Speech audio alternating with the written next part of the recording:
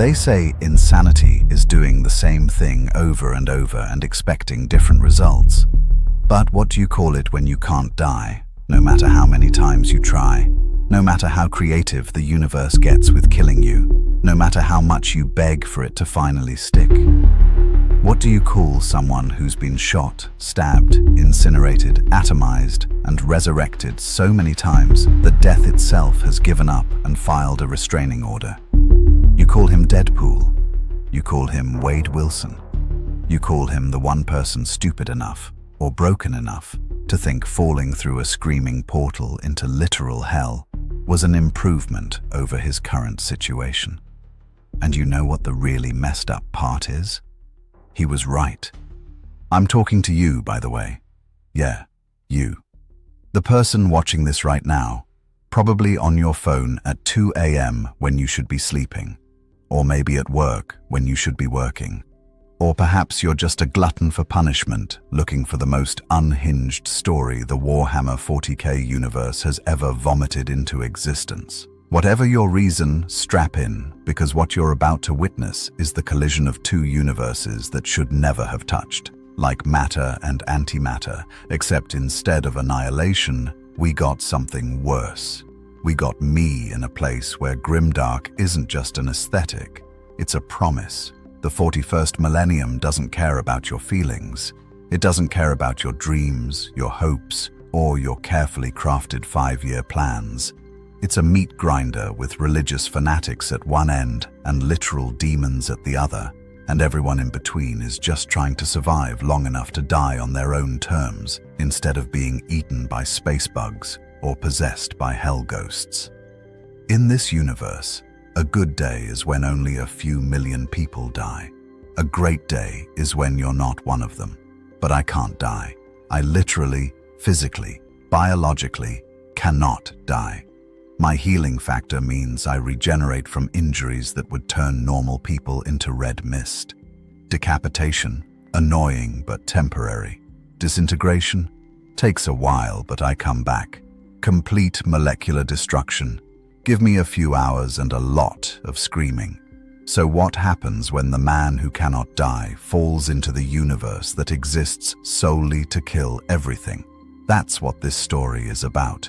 And if you think you know where this is going, if you think this is just another character gets transported to Warhammer and becomes a hero story, then you haven't been paying attention. Because I didn't land in the 41st Millennium and join the noble Space Marines. I didn't find the Imperial Guard and become their savior.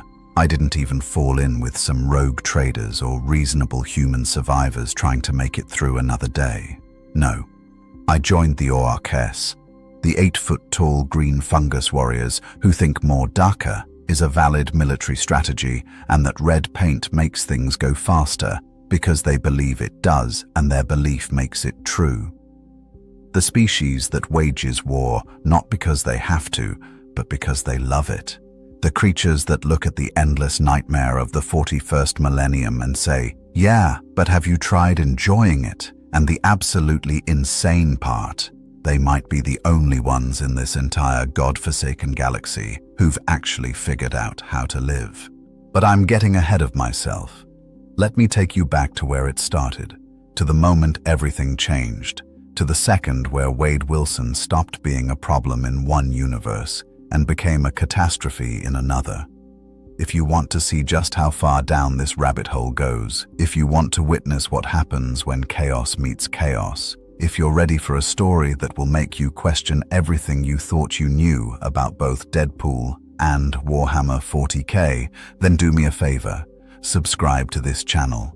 Smash that button like it owes you money, because the Emperor protects the faithful, and in this dark millennium, you're gonna need all the protection you can get. The throne of terror is failing, the galaxy is dying, and somewhere in the middle of it all, a mercenary with a mouth is about to make everything worse. Or better. Honestly, even I don't know yet. It was a Tuesday. I think it was a Tuesday. Time gets weird when you're immortal, and I was doing what I do best, making poor life choices for money. Some sorcerer-looking guy with too many rings and not enough common sense had hired me to retrieve an artifact. Standard job, Go to location, punch people who don't want you there, grab the shiny thing, get paid. Simple. Except the shiny thing turned out to be a very old, very angry crystalline object that started screaming the moment I touched it. Not metaphorically screaming, actually screaming. Like it had a mouth somewhere in its molecular structure, and that mouth was very upset about my existence. That's new, I said, holding the screaming crystal at arm's length. Usually things don't start screaming until after I've had them for a few minutes. Then the crystal did something worse than scream. It opened a hole in reality. Not a portal. I've seen portals. I've been through portals. Portals have a certain aesthetic to them. This wasn't a portal. This was a wound, a rip, a tear in the fabric of existence that looked like someone had taken a knife to the universe's canvas and just kept cutting. And through that wound, I could see things. Impossible things. Things with too many angles and not enough mercy. Colors that don't exist in normal spectrums. Sounds that your brain refuses to process because processing them means accepting that reality is a lie and nightmare is the truth. The warp. Though I didn't know that's what it was called yet. I didn't know that I was staring into the psychic manifestation of every fear, every rage, every desperate emotion that sentient beings had ever felt. I didn't know that literal demons lived in there, that gods made of suffering laughed in its depths, that sanity went to die screaming in its impossible geometries. All I knew was that it was pulling me in. Okay, let's not do this. I dropped the crystal, which just kept screaming, and tried to back away. But the wound wasn't having it. Reality bent around me like taffy, stretching, pulling, dragging me toward that impossible tear. I grabbed onto a support beam. It ripped free from its moorings. I grabbed a desk. It slid across the floor toward the wound, taking me with it. I grabbed at anything, everything, but the warp doesn't care about your grip strength or your survival instincts. It wants what it wants, and it wanted me. The last thing I remember before falling through was thinking, at least it can't get worse than my current life. Reader, it got so much worse, and so much better. And I'm still not sure which one scares me more. So here's the thing about orcs that nobody tells you in the brochures. Oh wait, there are no brochures because this is Warhammer 40K, and tourism isn't exactly a thriving industry when every planet is either at war, about to be at war, or technically at war. But nobody's noticed yet because the paperwork got lost in the administratum. But if there were brochures, they should mention that orcs are basically what you'd get if you took football hooligans, gave them super strength, painted them green, and told them the only thing that matters in life is fighting, and also, they're fungus. Yeah, fungus. I learned that part later, and it explained so much. The big orc, who I'd mentally nicknamed Big Green Mean Machine until I learned his actual name, didn't immediately kill me, which was honestly a pleasant surprise. Instead, he circled me like a referee trying to figure out if I was legal for the match. The other orcs formed a ring around us, hooting and hollering and making that weird wah sound that I was quickly realizing was less of a word and more of a lifestyle choice. So, I said, keeping my hands visible and my tone friendly. Well, as friendly as you can be when surrounded by living weapons. I'm sensing this is one of those prove yourself or get turned into paste situations. Am I warm? I'm warm, aren't I? Big Green grunted, which I was learning was orc for basically anything from yes to I'm thinking about lunch to I'm going to use your spine as a back scratcher. You's got Daka? He asked, pointing at my guns. Oh, buddy, do I have Daka? I said, pulling out one of my beautiful desert eagles. These bad boys are puny, one of the orcs in the crowd shouted, and they all laughed again. That same earth-shaking, psychotic laughter that would have been terrifying if it wasn't also kind of infectious. I looked at my gun. Then I looked at the absolutely ridiculous firearm strapped to the nearest orc's back. a contraption that looked like someone had welded 6 different guns together, added a chainsaw for good measure, slapped some spiky bits on it, and called it a day.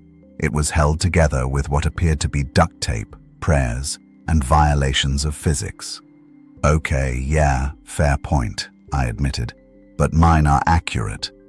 The orcs looked confused. One of them leaned over to another and whispered, well, whispered in the orc sense, which meant everyone within 50 feet could hear.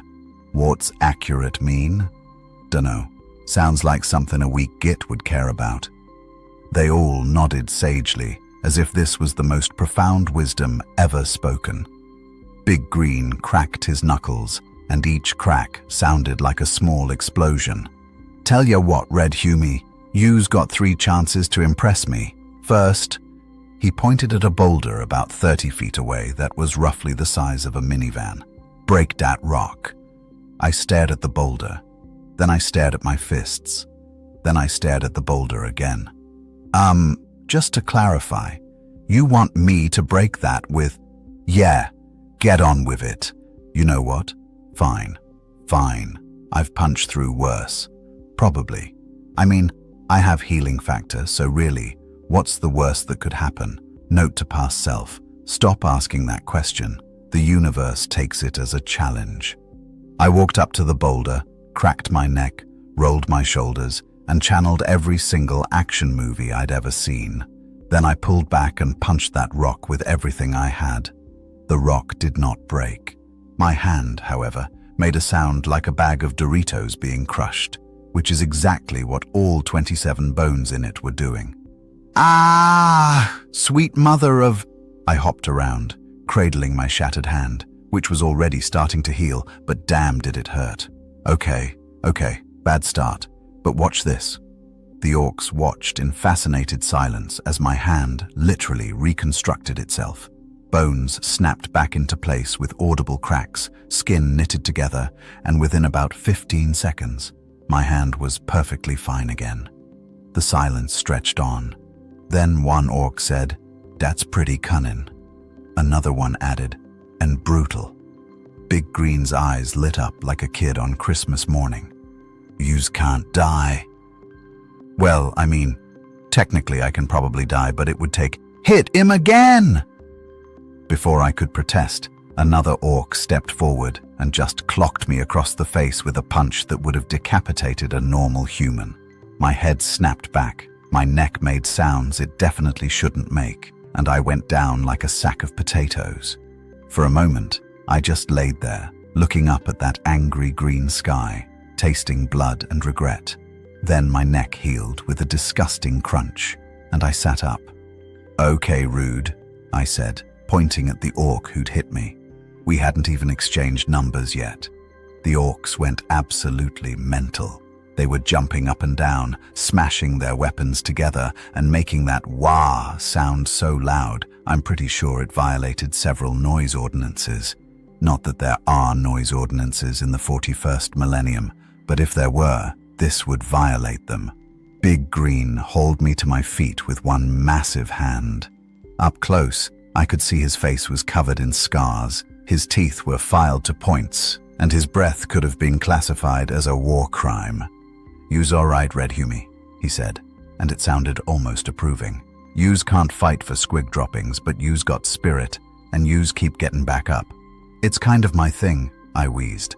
"That and tacos. Mostly the getting back up thing, though. Do you guys have tacos here? Please tell me you have tacos." The blank stares answered that question. "You's gonna need a proper name," Big Green continued. "Can't just be Red Humie forever. You's red, you's talks too much, and you's don't know when to quit." He scratched his chin, thinking hard. You could practically smell the wood burning. "We'll call you Red Jabba." The orcs cheered. Apparently this was the greatest naming ceremony in orc history. "Red Jabba?" I tried the name out. "You know what? I've been called worse. There was this one time in Tijuana. Actually, we don't have time for that story. So, Big Green, what's your name?" He puffed out his chest proudly. "I's war boss Grimscar de Brutal, boss of de Blood Axe Warband, slayer of de puny humies, crusher of the pointy-eared gits, and gonna stop you there, big guy. That's a lot of title for my ADHD to handle. How about I just call you boss? Grimscar thought about this for a moment, then grinned that terrifying grin again. Yeah, that'll do. Now then, Red Jabba. He threw a massive arm around my shoulders, nearly crushing me. Welcome, Tada WAAAGH. We's gonna teach you how to be a proper orc.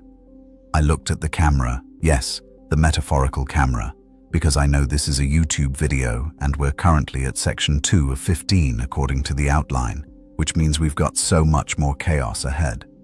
Folks, I said, I think I just joined a gang. All right, so pop quiz for everyone at home. What's the orc equivalent of a job interview? If you answered ritualized violence where failure means becoming a smear on the ground, congratulations. You understand orc culture better than the Imperium's entire Departamento Munitorum, which is honestly a low bar because those guys once accidentally declared war on themselves and didn't notice for 3 years. War boss Grimscar led me through what I can only describe as organized chaos, or maybe chaotic organization. The orc camp sprawled across the red wasteland like someone had taken a junkyard, a weapons factory, and a frat house, thrown them in a blender, and hit puree. Ramshackle buildings made of scrap metal leaned against each other like drunk friends.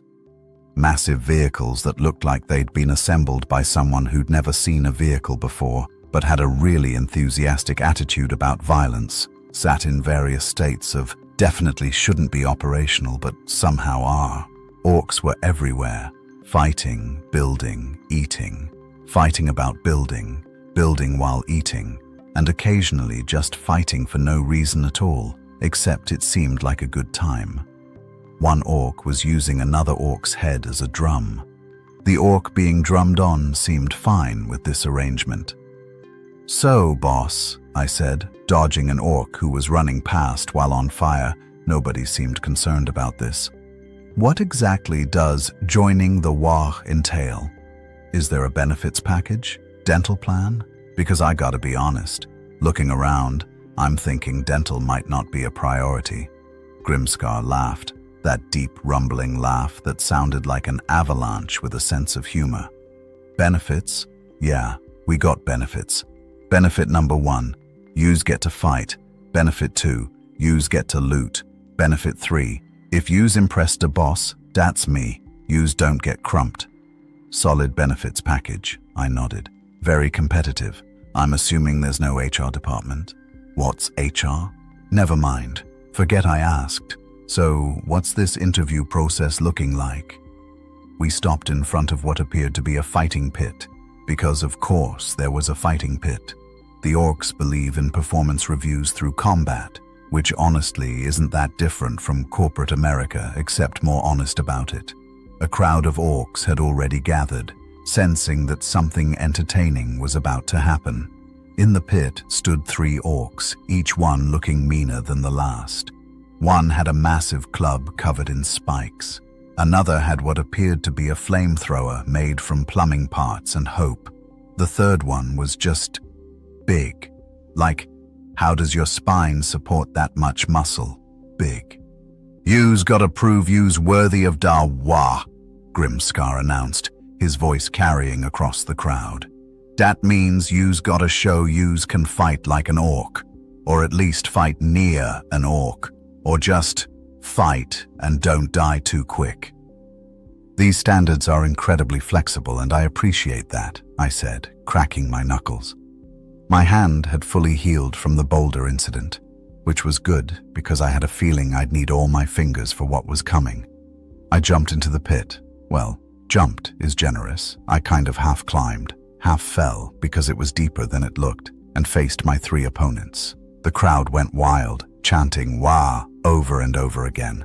It was like being at a death metal concert, except everyone was green, and the mosh pit was literal. Okay, fellas, I said, drawing my katanas in a move I'd practiced 1,000 times and still thought looked cool. I'm gonna level with you. I've fought ninjas, assassins, mutants, cosmic entities, and one time a really aggressive Canada goose. But I've never fought orcs before. So this is going to be a learning experience for all of us. The orc with the club charged first. Subtlety was not his strong suit. Actually, looking at that club, subtlety probably wasn't even in his vocabulary. He swung wide, aiming to turn my head into a new flavor of salsa. I ducked, rolled, and came up slashing. My katana bit into his arm, not deep. These guys had skin like leather that had been left in the sun too long, but enough to draw blood, green blood, because everything about orcs is on brand. First blood to me, I announced. That's got to count for something, right? The crowd booed. Apparently, first blood meant nothing if you didn't follow it up with something more impressive. The flamethrower orc opened up, and suddenly the pit was full of fire, lots of fire. The kind of fire that makes you reconsider your life choices. I dove behind the club orc. Hey, if he was gonna try to kill me, he could at least be useful as a meat shield, and immediately regretted it because he just swung his club backward and caught me in the ribs. I felt 3 ribs crack, then 4. Then I lost count because pain was overriding my ability to do math. Okay, I wheezed, rolling away.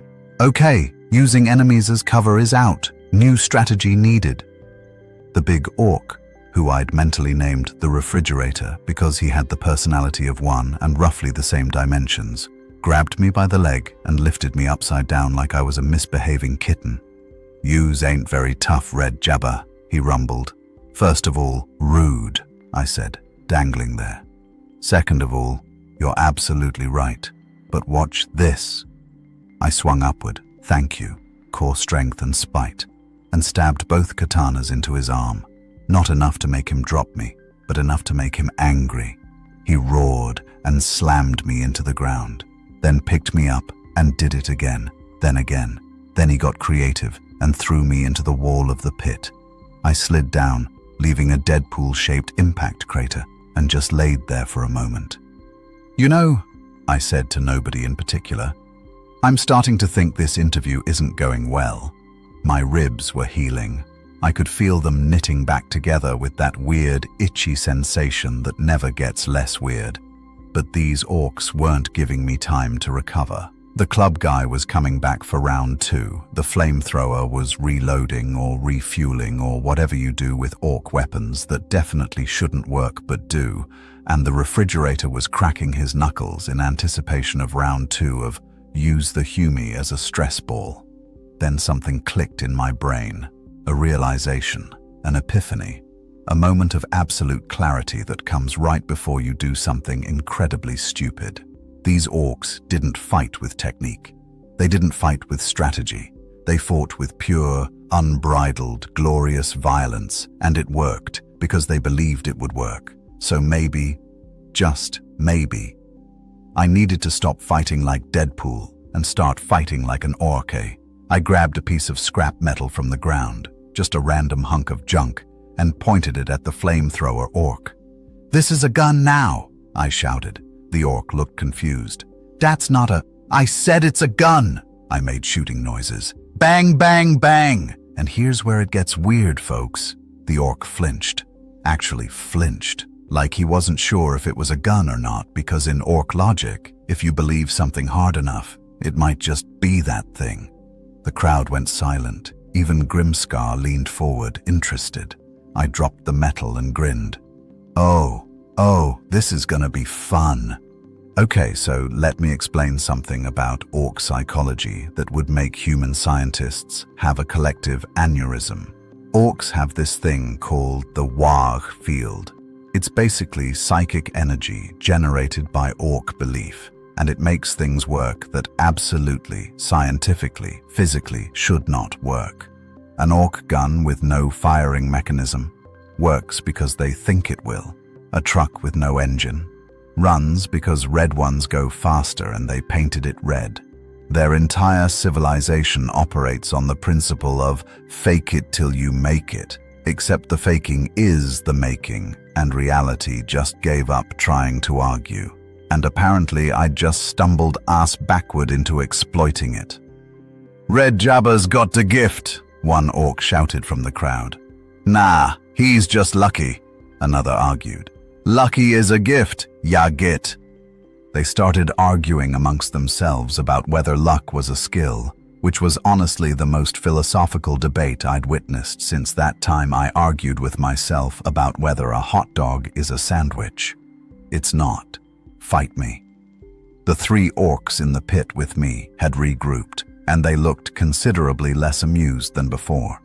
The refrigerator cracked his neck, which sounded like a tree snapping in half, and the other 2 readied their weapons. "All right, Red Jabba," the refrigerator growled. "You's got one good trick, but tricks ain't gonna save you from a proper crumpin'." "Oh, buddy," I said, reaching for my guns.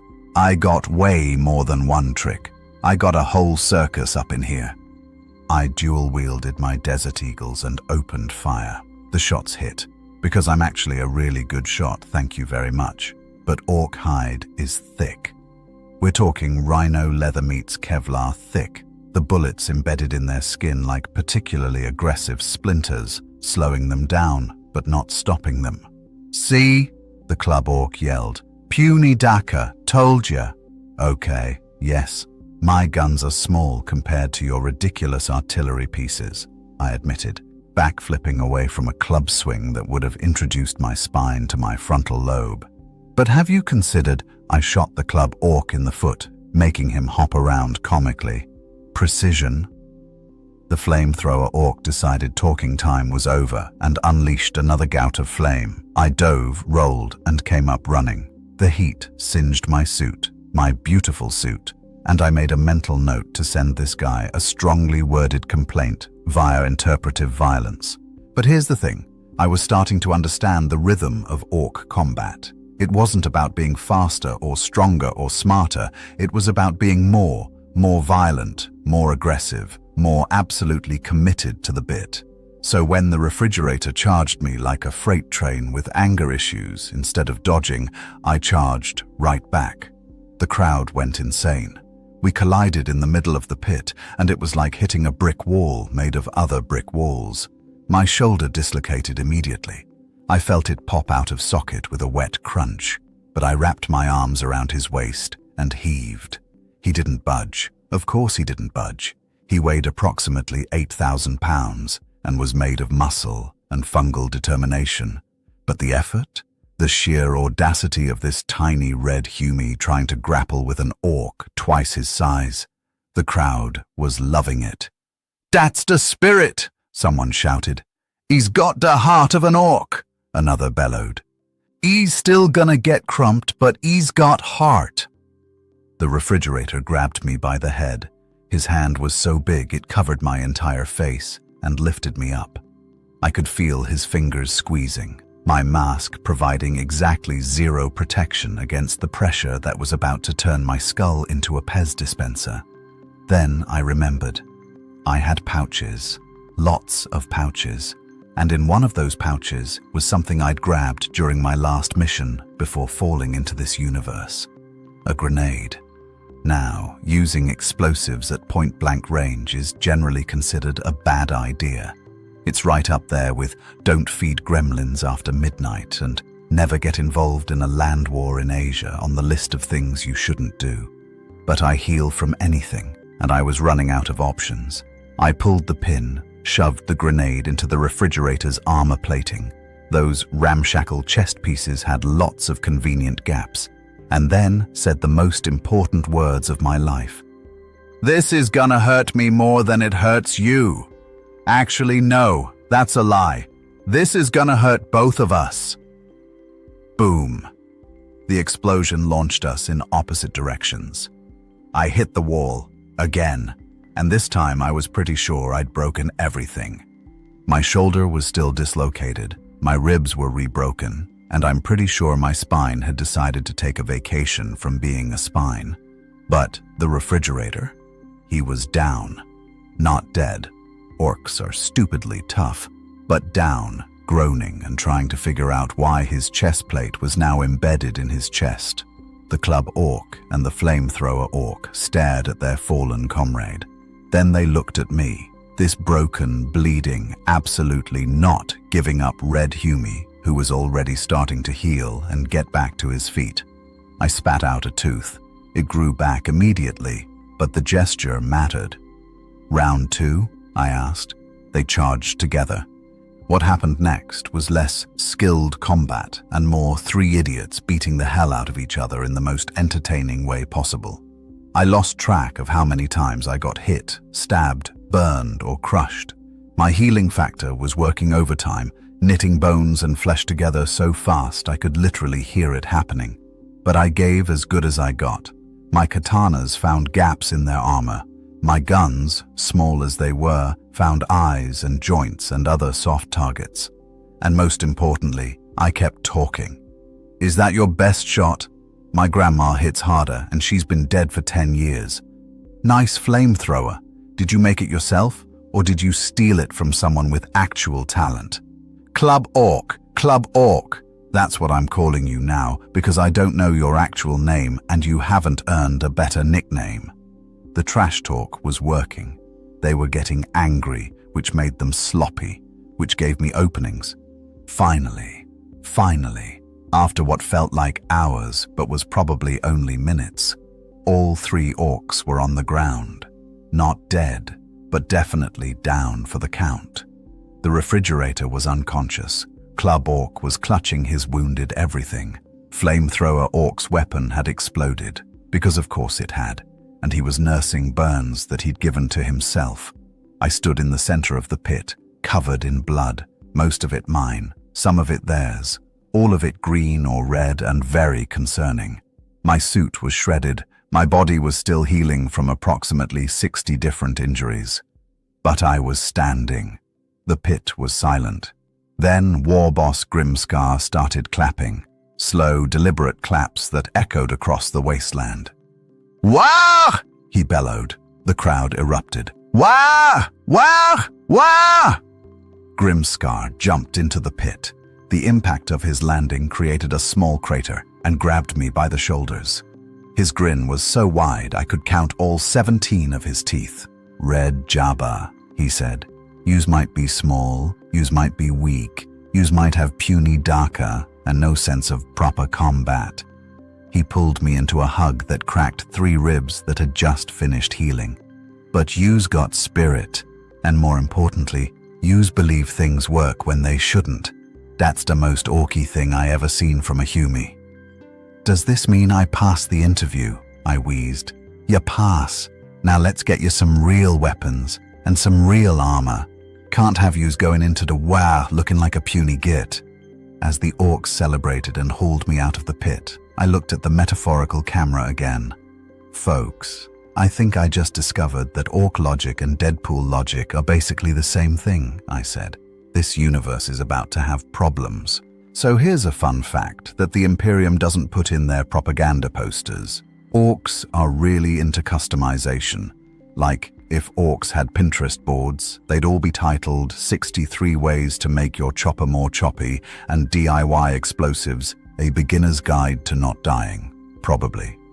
Every orc weapon is unique because every orc just builds whatever seems cool at the time. And if it explodes during construction, well, that just means you needed more metal bits. Grimdark dragged me, and I mean literally dragged, my feet weren't touching the ground, to what I can only describe as an orc armory crossed with a garage sale crossed with a hazardous waste site. Weapons were piled everywhere. Guns that looked like they'd been assembled by someone having a fever dream. Axes with chainsaws attached. Chainsaws with axes attached. One thing that appeared to be a gun, an axe, and a chainsaw all welded together in a configuration that violated every law of physics and good taste. "This is where the boys get their gear," Grimdark explained, gesturing proudly at the chaos. "We got Daka, we got Chopper, we got both if yous can't make up your mind." An orc, with a mechanical eye and more scars than face, looked up from a workbench covered in parts that were smoking ominously. This, I would learn, was Bosrot, the warband's mech boy. Basically an orc engineer, except engineer implies formal training and understanding of principles, whereas mech boys operate on pure instinct and the belief that if you hit something hard enough, it'll work. "Oi, boss," Bosrot said, wiping his hands on a rag that was more grease than cloth. "What's dis den? New meat?" "Dis is Red Jabba," Grimscar announced. "He's joining the WAAAGH, needs proper gear, and he's got that weird thing where he don't stay dead." Bosrot's mechanical eye whirred and focused on me like a camera lens. "That's so? Let me see." Before I could protest, he pulled out a wrench the size of my torso and bashed me across the head with it. Stars. So many stars. Also pain. Lots of pain. I crumpled to the ground, my vision swimming, pretty sure my skull had just cracked like an egg. But then, as always, the healing kicked in. Bone knitted, brain unconcussed itself, and within 30 seconds, I was sitting up, glaring at the mech boy. "Okay, what is it with you guys and the hit first, ask questions never approach to everything?" Bosrot's face split into a massive grin. "Core, that's proper useful, that is. We could use you for testing. See, normally when we test new gear onto grots and they explode, we gotta get new grots. But if yous can't die, absolutely not. No, nope, not happening. I did not survive the warp, join an Ork warband, and pass the galaxy's most violent job interview to become a crash test dummy." "What's a crash test dummy?" "Exactly what you just described, and no, we're moving past this conversation." Grimscar laughed and slapped me on the back hard enough to make my teeth rattle. "Relax, Red Jabba. Bosrot's just excited. Now Den, let's get you some real weapons. What kind of stuff you like?" I looked at my katanas, still strapped to my back, surprisingly intact despite everything, and then at my guns, which were looking pretty pathetic compared to the absolute monsters surrounding us. "I'm a dual-wielding kind of guy," I said. "Swords, guns, doesn't matter as long as there's two of them and they make bad guys regret their life choices." "Dual-wielding?" Bosrot's eye gleamed. "I got just a thing." He rummaged through a pile of weapons that I'm pretty sure was actively unstable, tossing aside guns that would have made Space Marines jealous until he pulled out two things. They looked like someone had taken pistols, made them bigger, added more barrels, slapped some spiky bits on for style, painted them red because red makes things go faster, obviously, and then probably hit them with a hammer a few times for good measure. "These is sluggers," Bosrot announced proudly. "Proper Ork shooters, simple, reliable, and dead killy. Plus they're red, so they shoot faster." I took the guns. They were heavy, like holding 2 bags of cement that really wanted to kill something, and checked them over. There was no safety. The trigger was basically a lever that looked like it would just dump the entire magazine if you sneezed wrong. The ammunition fed from a drum magazine that probably held 100 rounds of what I'm pretty sure were just random metal objects filed into bullet shapes. "These are perfect," I said, and I meant it. "What about close combat? I'm keeping my swords, but what else you got?" Grimscar reached into the pile and pulled out 2 hand axes, choppers in orc speak, that looked like they'd been used to chop everything from enemies to firewood to probably other axes. They were crude, brutal, and absolutely covered in dried blood. "These'll do you right," he said. "And if they break, just grab more. We got plenty." "Fantastic. Okay, so dual sluggers, dual choppers, keeping my katanas for style points. What about armor? Because this suit," I gestured at my shredded costume, "has seen better days. Like much better days. Like before I fell through a hell dimension better days." Bosrot grabbed a chest plate that looked like it had been hammered out of a salvaged vehicle door. It had bullet holes in it. Many bullet holes. Some of them looked recent. "This should fit, probably. Maybe. We'll make it fit." Those bullet holes very concerning. They didn't wait for me to finish. Grimscar and Bosrot just started putting armor on me like I was a particularly uncooperative mannequin. Chest plates secured with chains, shoulder guards that were definitely from 2 different sets of armor, knee pads that might have been cooking pots in a previous life, some kind of helmet that looked like a bucket with eye holes. I looked down at myself. I looked like a riot had occurred in a military surplus store, and I was the only survivor. "How do I look?" I asked. "Like a proper orc," Grimscar beamed. "Well, A tiny red orc with too many words, but still proper. I picked up my new sluggers, felt their weight, and test-fired one into the air. The gun roared, not fired, roared. The recoil nearly dislocated my shoulder again, and the bullet, I use that term very loosely, screamed through the air and hit a scrap pile about 50 yards away, causing a small explosion. "These are amazing," I shouted over the ringing in my ears. "Told ya!" Bosrot shouted back. "Now about that testing." "Still no!" A horn blared across the camp, a massive, ear-splitting sound that made every orc stop what they were doing and look toward the center of the warband's territory. It was the kind of sound that said, something important is happening, or possibly everyone's about to die. And in orc culture, those two things were basically the same. Grimskar's expression shifted from jovial to excited, which was somehow more terrifying. "That's the WAAAGH horn," he said, and I could hear the capital letters again. "Means it's time to get moving. We got a fight coming, and it's gonna be a good one." "Wait, I said, holding up my hands. "I just got here. I just got new gear. Don't I get, like, a training montage? Some practice time? Maybe a quick tutorial mission?" Every orc within earshot started laughing. "Training?" one of them wheezed. "That's a good one. The best training is fighting," another added. Grimskar clapped me on the shoulder, gently this time, which for an orc meant only slightly bone-crushing. "Don't worry, Red Jabba, you's gonna learn real quick. Or you's gonna die real quick. Either way, it'll be entertaining." "That's not as reassuring as you think it is." "WAAAGH!" Grimskar bellowed, and the entire camp echoed it back. I looked at my new weapons, then at my ramshackle armor, then at the horde of green-skinned murder machines who'd just adopted me into their gang of intergalactic football hooligans. Then I looked at you. Yes, you, 5 sections into this absolute chaos of a story. "You know what?" I said, checking the loads on my sluggers and grinning under my bucket helmet. "I've made worse decisions, like that time in Madripoor, or that other time in Madripoor, or basically any time in Madripoor. Let's do this." The WAAAGH was about to begin, and I was either going to become a legend or a cautionary tale. Probably both. You know what nobody tells you about joining an Ork WAAAGH? Actually, nobody tells you anything about joining an Ork WAAAGH because it's not something that typically happens to non-orcs, and the people who have seen a WAAAGH up close are usually too dead to write helpful guidebooks.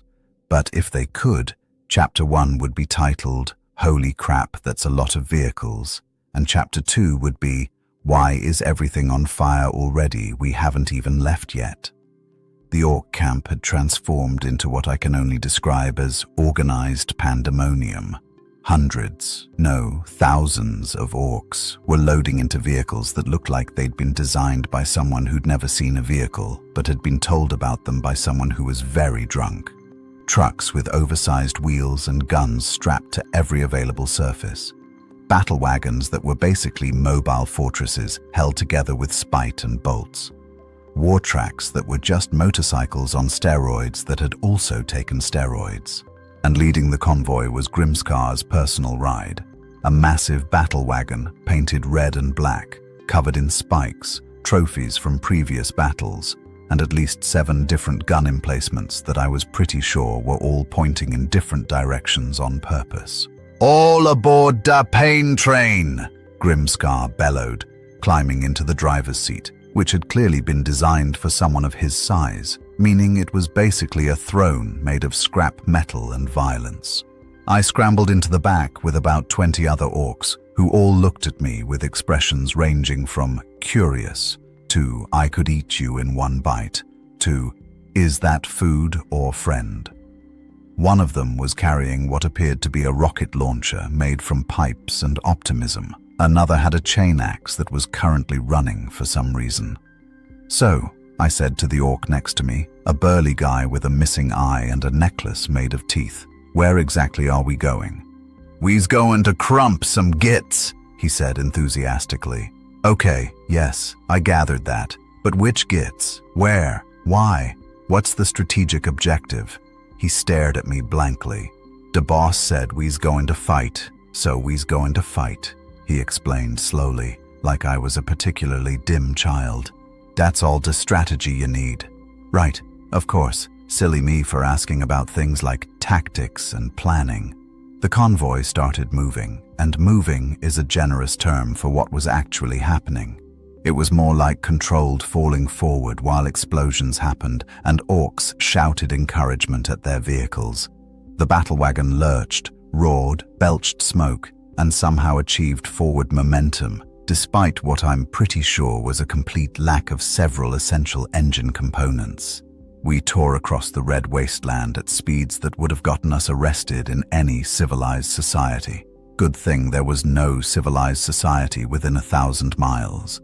The other vehicles kept pace, orcs hanging off the sides, shooting their guns into the air for no reason, except it felt right, bellowing, "Way!" so loud it drowned out the engines.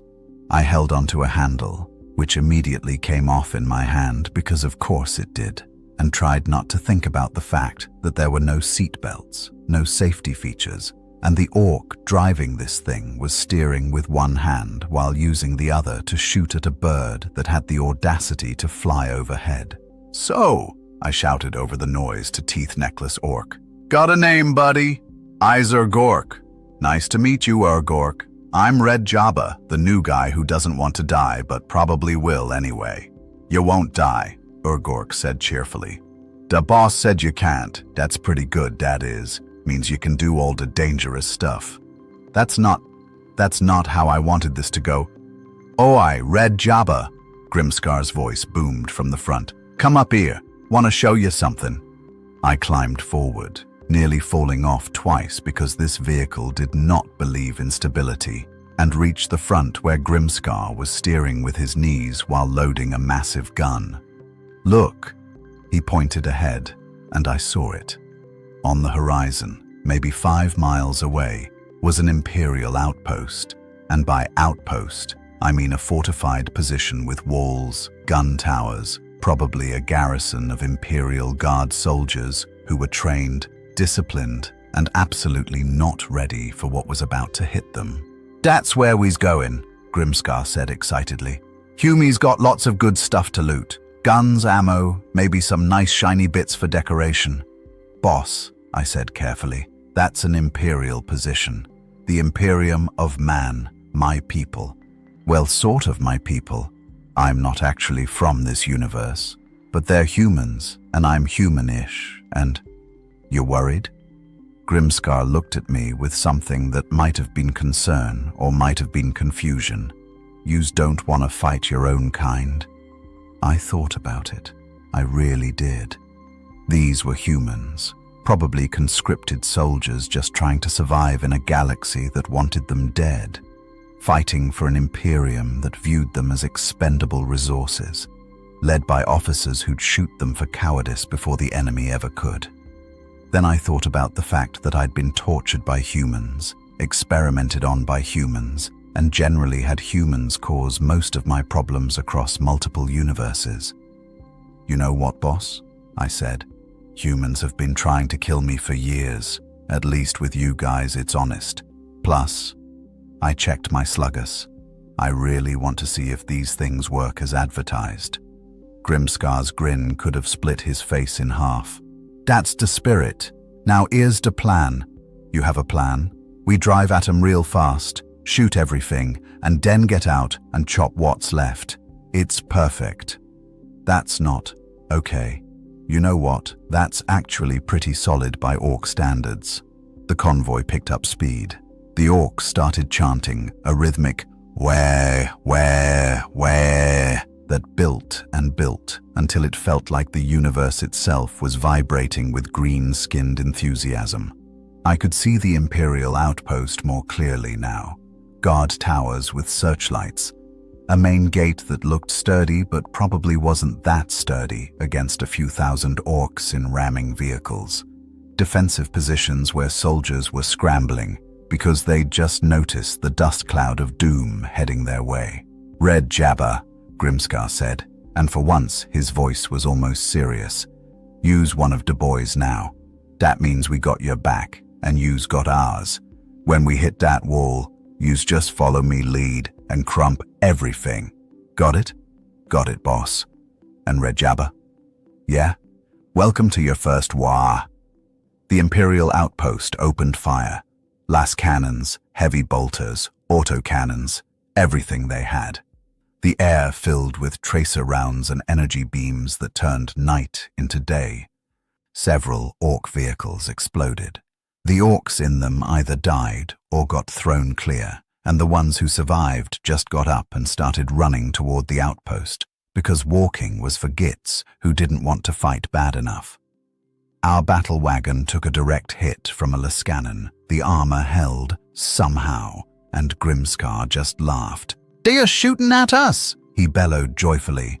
"That means they know we's there. How polite!" We crashed through their outer defenses like they were made of cardboard.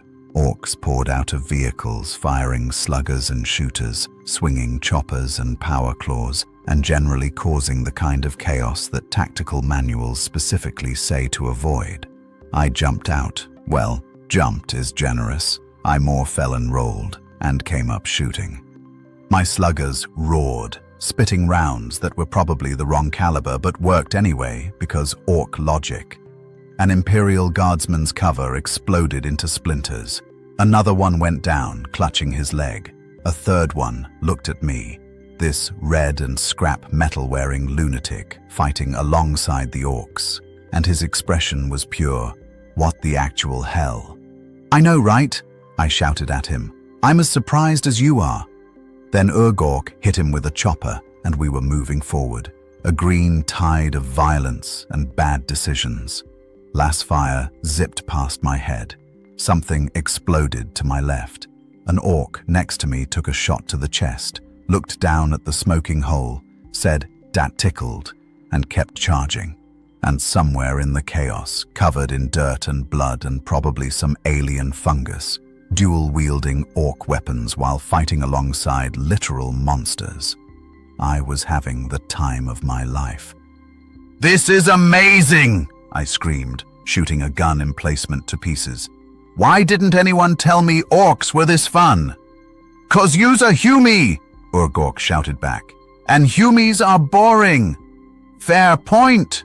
We hit the main gate like a meteor made of green muscles and bad attitudes. It buckled, then broke. Then we were inside, and the real fight began. There's a particular kind of beautiful chaos that happens when Orks breach a defensive position, and it's the kind of beauty that would make artists weep, either from appreciation or sheer horror, probably both. Imagine a mosh pit, but everyone's armed, half the crowd is on fire, and the DJ is a giant green skin screaming, "Wah!" over the sound system. That's what we were doing to this Imperial outpost, and it was glorious. The courtyard was a mess of desperate guardsmen trying to establish firing lines while Orks just didn't care about firing lines. We scattered like green locusts with anger management issues. Some Orks went left, some went right, some went straight up. I watched one Ork use another Ork as a springboard to leap onto a watchtower, which was both tactically questionable and impressively athletic. "Loot everything!"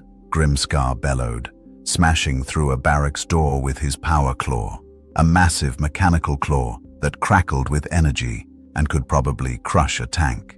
"Take the good stuff, leave the boring stuff. If you can't tell the difference, take it anyway." I stuck close to Urgork because he seemed to know what he was doing, which in Ork terms meant he was hitting things with great enthusiasm and occasionally in the right direction. We burst into what looked like an armory, jackpot, and found ourselves face to face with 5 guardsmen who'd barricaded themselves inside. They opened fire immediately. Laser guns, the standard Imperial weapon, basically a flashlight that kills you. The shots hit my scrap metal armor, scorching it, burning through in places, and one tagged my arm hard enough to cook flesh. "Ow! Okay, rude!" I dove behind a crate of what the label said were frag grenades, handle with care. I immediately started handling them without care, because when in the 41st Millennium, do as the Orks do. I popped up and returned fire with my sluggers. The recoil was still trying to dislocate my shoulders, but I was getting used to it. One guardsman went down, another ducked. The third one looked at his laser gun like he was reconsidering his career choices. WAAAGH just charged straight at them, his chopper raised, screaming something that was either a battle cry or possibly a recipe. Hard to tell with Orks. Two guardsmen concentrated fire on him. His armor took most of it, his tough orc hide took the rest, and he reached them still very much alive and very motivated to introduce them to his kitchen utensils of doom. The melee was brief, brutal, and educational. I learned that guardsmen are trained to fight with bayonets and that WAAAGH does not respect personal space. "Dat was a good scrap," WAAAGH said cheerfully, wiping green blood, his own, from his face. "Dese humies got spirit, not much skill but spirit." "They were just doing their jobs," I said, looking at the fallen soldiers. "Young kids, probably. Conscripted from some hive world, given a laser gun and 3 weeks of training, then shipped off to die on a planet they'd never heard of." The healing factor had already closed my arm wound, but I felt weird about this.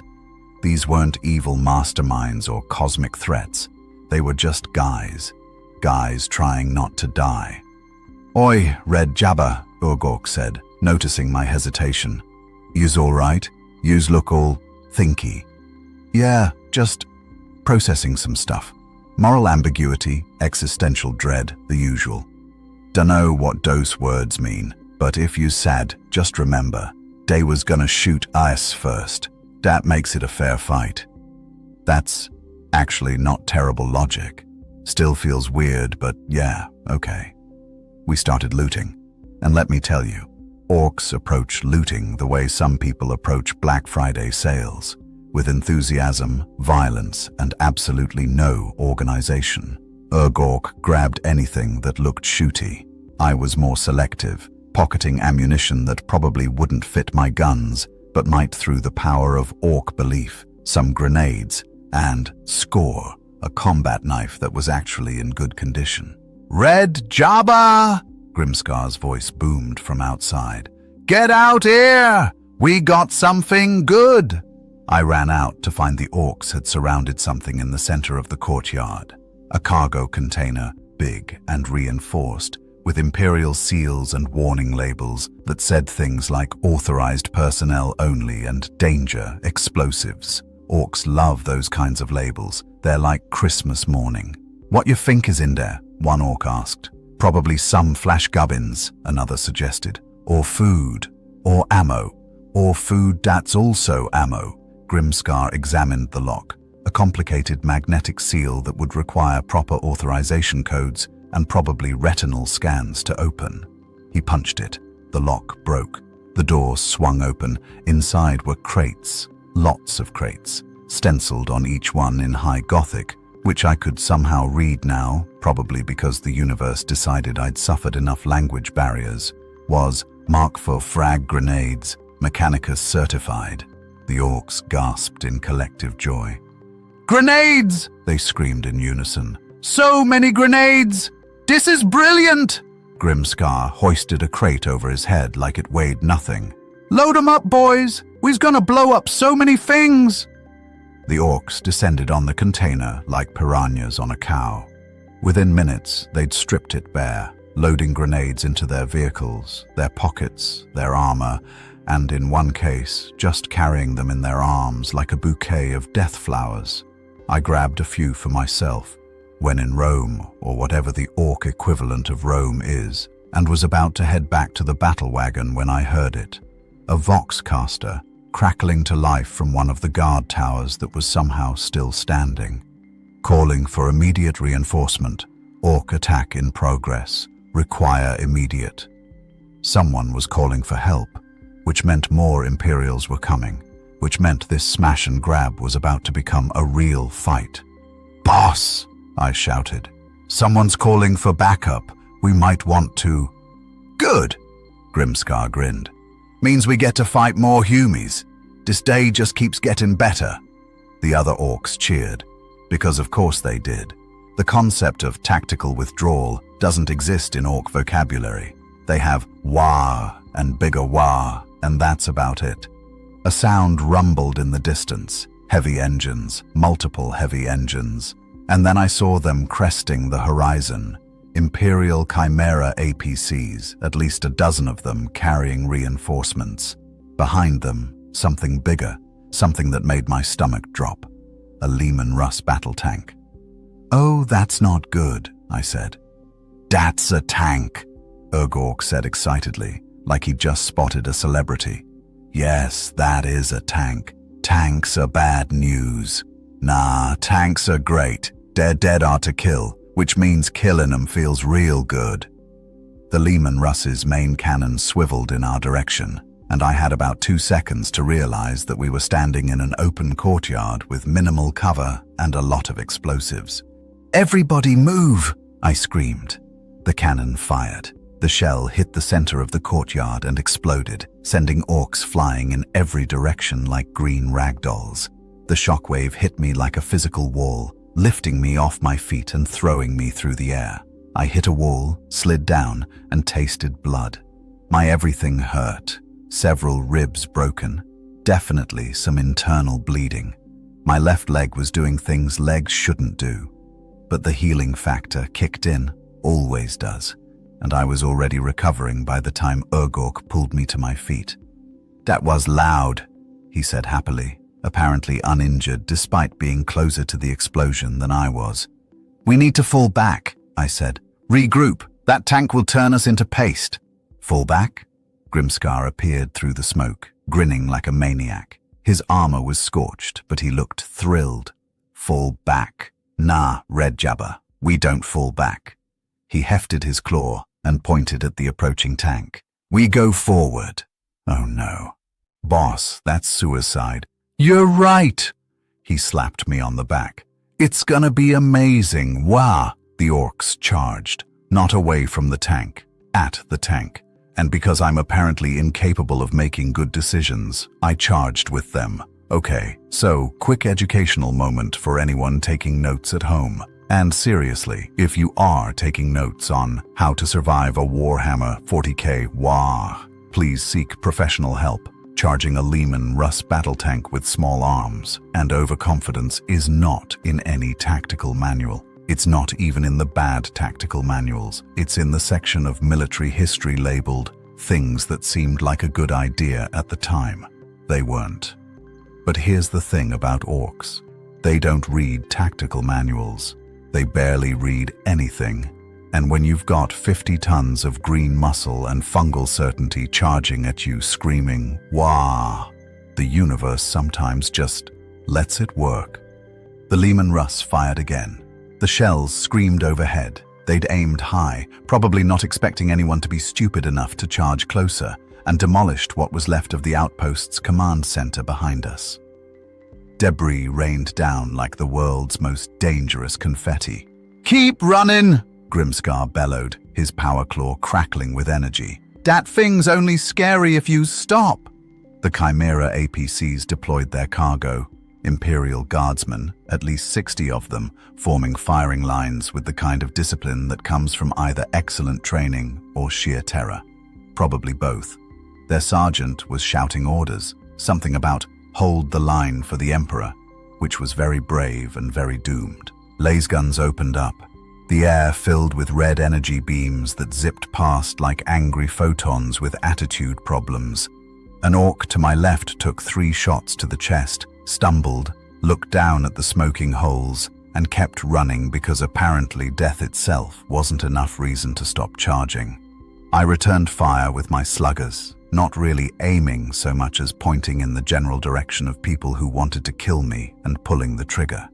The guns bucked in my hands like angry bulls, spitting rounds that hit something, somewhere, probably. The orc philosophy of shoot enough and something will die was really growing on me. "Ork," I shouted. "What's the plan here?" "Plan is, get to the tank, crump the tank, Take the tank home. That's not a plan. That's just words in order. That's what a plan is. You know what? He had a point. We hit the Imperial line like a green tsunami. The guardsmen, credit to them, held formation and kept firing even as Orks tore into them with choppers and sluggers. It was brutal. It was messy. It was the kind of combat that doesn't look cool in movies because movies need choreography, and this was just chaos. I slashed with my combat knife, keeping my katanas in reserve because they felt too fancy for this, and tried not to think about the fact that these soldiers were probably teenagers from some hive world who'd been conscripted last month. Tried not to think about how their hands shook on their laser guns. Tried not to. A guardsman swung his rifle at my head like a club. I ducked, swept his legs, and he went down hard. "Sorry," I said. "Nothing personal. Blame your horrible dystopian government that sent you here to die." He groaned something that might have been a curse or might have been agreement. The Orks broke through the line, because of course they did, and suddenly we had a clear shot at the Leman Russ. The tank's sponson weapons swiveled toward us, heavy bolters that could turn flesh into red mist. "Split up!" I screamed, diving left. The Orks went right, left, forward, and in one case, upward. I still don't know how that Ork achieved vertical movement, but respect for the commitment. The heavy bolters opened up. Explosive rounds tore through the air. One Ork literally exploded into chunks. Another lost his arm at the shoulder, but just picked it up and threw it at the tank like that would help somehow. Grimdark reached the tank first. His power claw punched into the armor plating with a screech of tortured metal. Sparks flew. The tank tried to shake him off, pivoting violently, but Grimdark held on like the world's angriest barnacle. "Get the hatch," he roared. "Open up this tin can." 3 Orks scrambled onto the tank's hull. The turret tried to swivel, tried to aim, but you can't really shoot what's on top of you. Fundamental flaw in tank design really should have been addressed. I ran up, because apparently I'm committed to this suicide mission now, and climbed onto the tank's rear. The metal was hot, probably from the engine, and smelled like promethium and regret. "Red Jabba!" Ork was trying to pry open the commander's hatch with his bare hands. "Gimme one of dem boomsticks." "Boomsticks? You mean, oh, the grenades." I pulled out one of the Imperial frag grenades I'd looted. Ork grinned that terrifying Ork grin, yanked the hatch open through sheer stubbornness, and held out his hand. From inside the tank, I could hear the crew panicking. Someone was screaming about Xenos on the hull. Another voice was shouting for the main gun to fire. At what? I don't know. We were literally on top of them. I pulled the pin and handed the grenade to Ork. Time seemed to slow down. Ork looked at the grenade, then looked at the open hatch, then looked at me. "This is gonna be loud," he said cheerfully. Then he dropped it inside and slammed the hatch shut. We jumped off the tank. Well, Ork jumped gracefully. I kind of tumbled and rolled, and hit the ground about 3 seconds before the grenade detonated. The explosion was muffled by the tank's armor, but I could hear it. The whole vehicle shuddered. Smoke poured from every gap in the plating. The engine died with a cough that sounded almost apologetic. Then the Orks started cheering. "We crumped a tank! We crumped a tank!" Grimdark ripped the turret hatch off its hinges and peered inside. The expression on his face was pure satisfaction. "Proper job, boys." He hauled himself up and stood on top of the dead tank like it was his personal podium. "Now den, who wants to take this beauty home?" Every Ork raised their hand. "Exactly, so we's gonna..." A laser gun shot hit him in the shoulder. He looked down at the smoking wound, then looked at where the shot came from, the remaining guardsmen rallying for one last desperate stand. His grin widened. "Oh, they still got fight in 'em. I like dat." He jumped off the tank. "Finish 'em up, boys, but leave a few alive so they can tell theirs friends 'bout us." The Orks surged forward again. The guardsmen fired, fought, and some ran. Smart ones, really. No shame in running from certain death. The ones who stayed fought bravely and died tired. Within 10 minutes, it was over. The outpost was ours.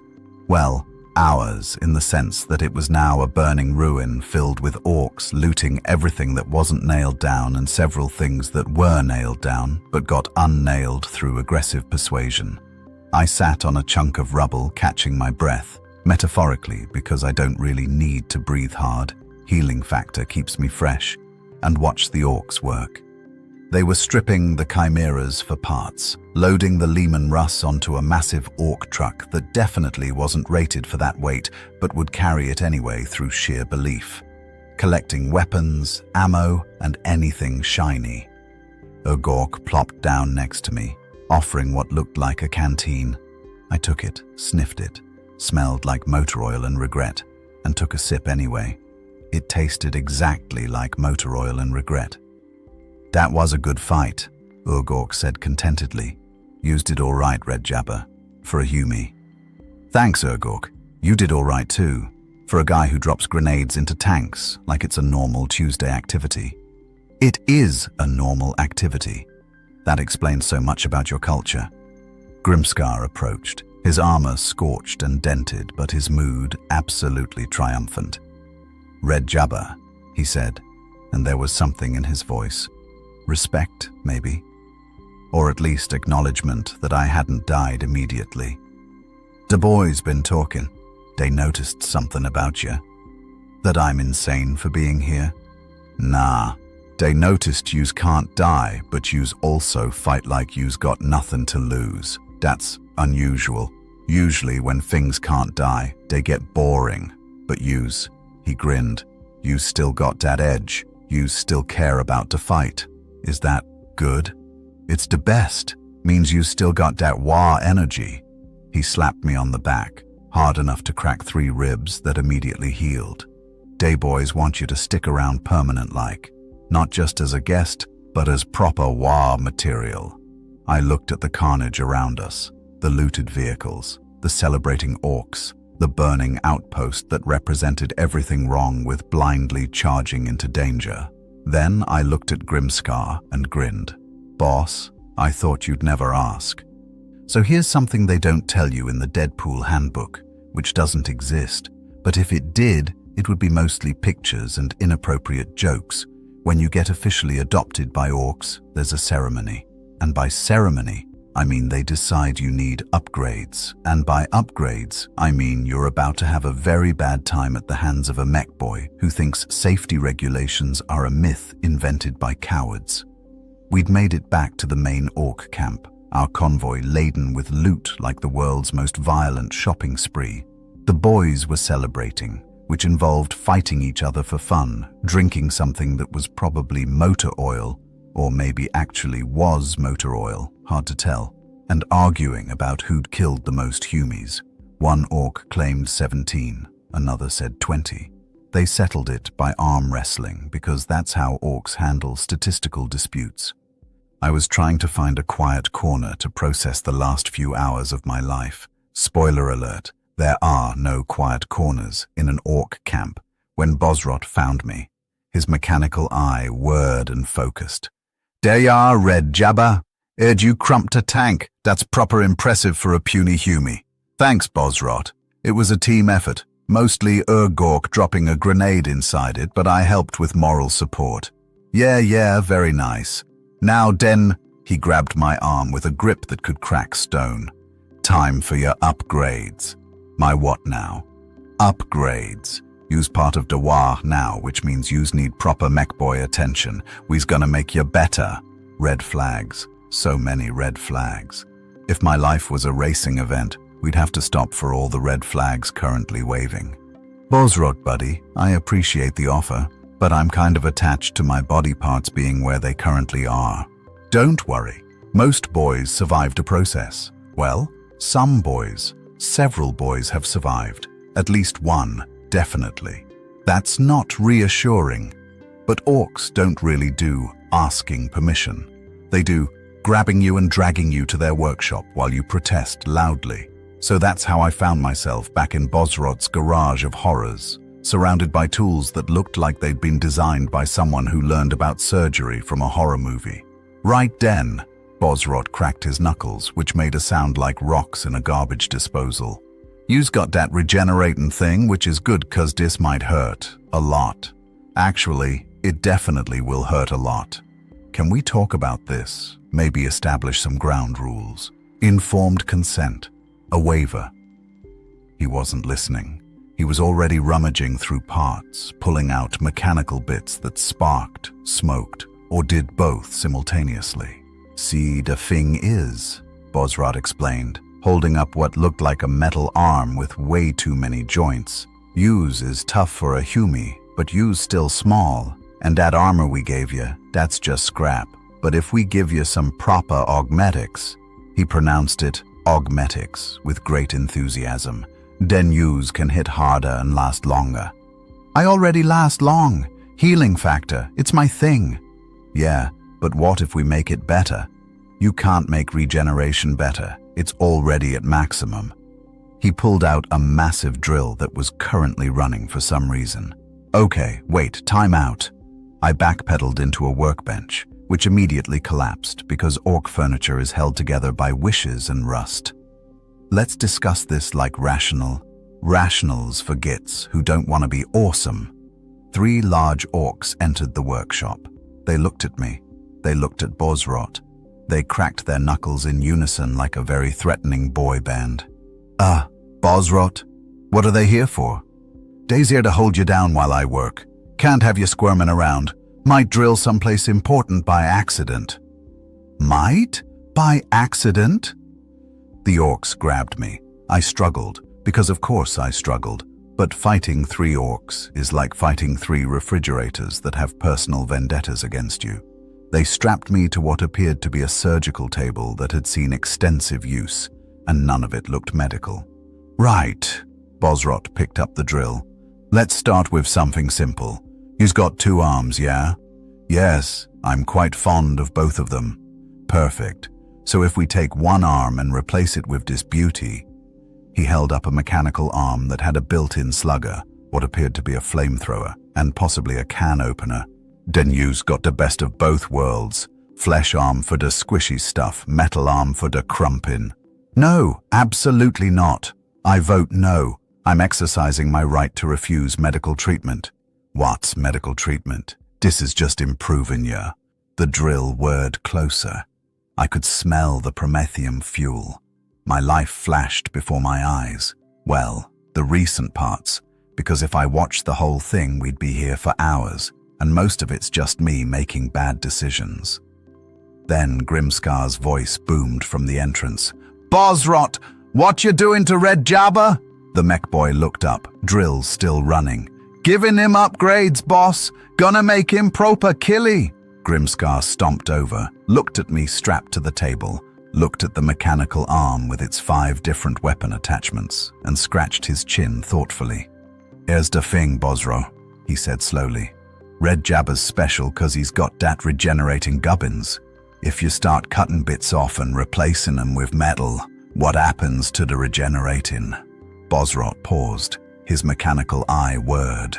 You could practically hear gears turning in his head. That's actually a good question, boss. Thank you, I shouted. Finally, someone with sense. So what we should do, Bosrot's grin returned, is just add stuff instead of replacing stuff. Then if it goes wrong, he just regenerates and we try again. That's not better. But Grimscar was nodding. That's actually proper smart, Bosrot. All right, but keep it simple. Don't want to break our new lucky git before the next fight. Simple. Got it, boss. Bosrot put down the mechanical arm, thanked the God Emperor, and picked up something smaller, a metal plate with wires attached. This is just a simple armor implant. Goes under the skin, makes you tougher. Barely invasive at all. Define barely invasive, I said weakly. He didn't answer. He just revved up a smaller drill. What followed was 30 minutes of the most excruciating. Okay, you know what? I'm going to spare you the details because even by my standards, this was rough. Let's just say that orc surgery is exactly as horrifying as you'd imagine. Anesthesia is for weak gits. and my healing factor was working overtime to keep up with the improvements. When it was finally over, I had a small armor plate under the skin of my chest, installed while I screamed creatively. Some kind of thing in my right forearm that Bosrod said would make punching more fun. A mechanical bit in my jaw that apparently would let me eat anything, which seemed unnecessary, but I was too traumatized to argue. And, because Bosrod got creative, a small grot skull welded to my shoulder pad because it looks proper orky. I stumbled off the table, looked at my reflection in a piece of polished metal, and saw, well, I saw someone who was definitely not on the path of good life choices anymore. "How you feel?" Bosrod asked proudly. I punched the wall experimentally. The thing in my forearm activated. I felt a mechanical thunk, and my fist hit hard, like I just cracked reinforced metal hard. "Okay," I admitted. "Okay, that's actually pretty cool." "Told ya, now yous can crump proper." Ork appeared in the doorway. "Here ya are. Been looking for ya. The boss wants everyone at the big tent. Says we got plans to discuss." "Plans?" I asked, still examining my new modifications with a mixture of horror and fascination. "Orks make plans.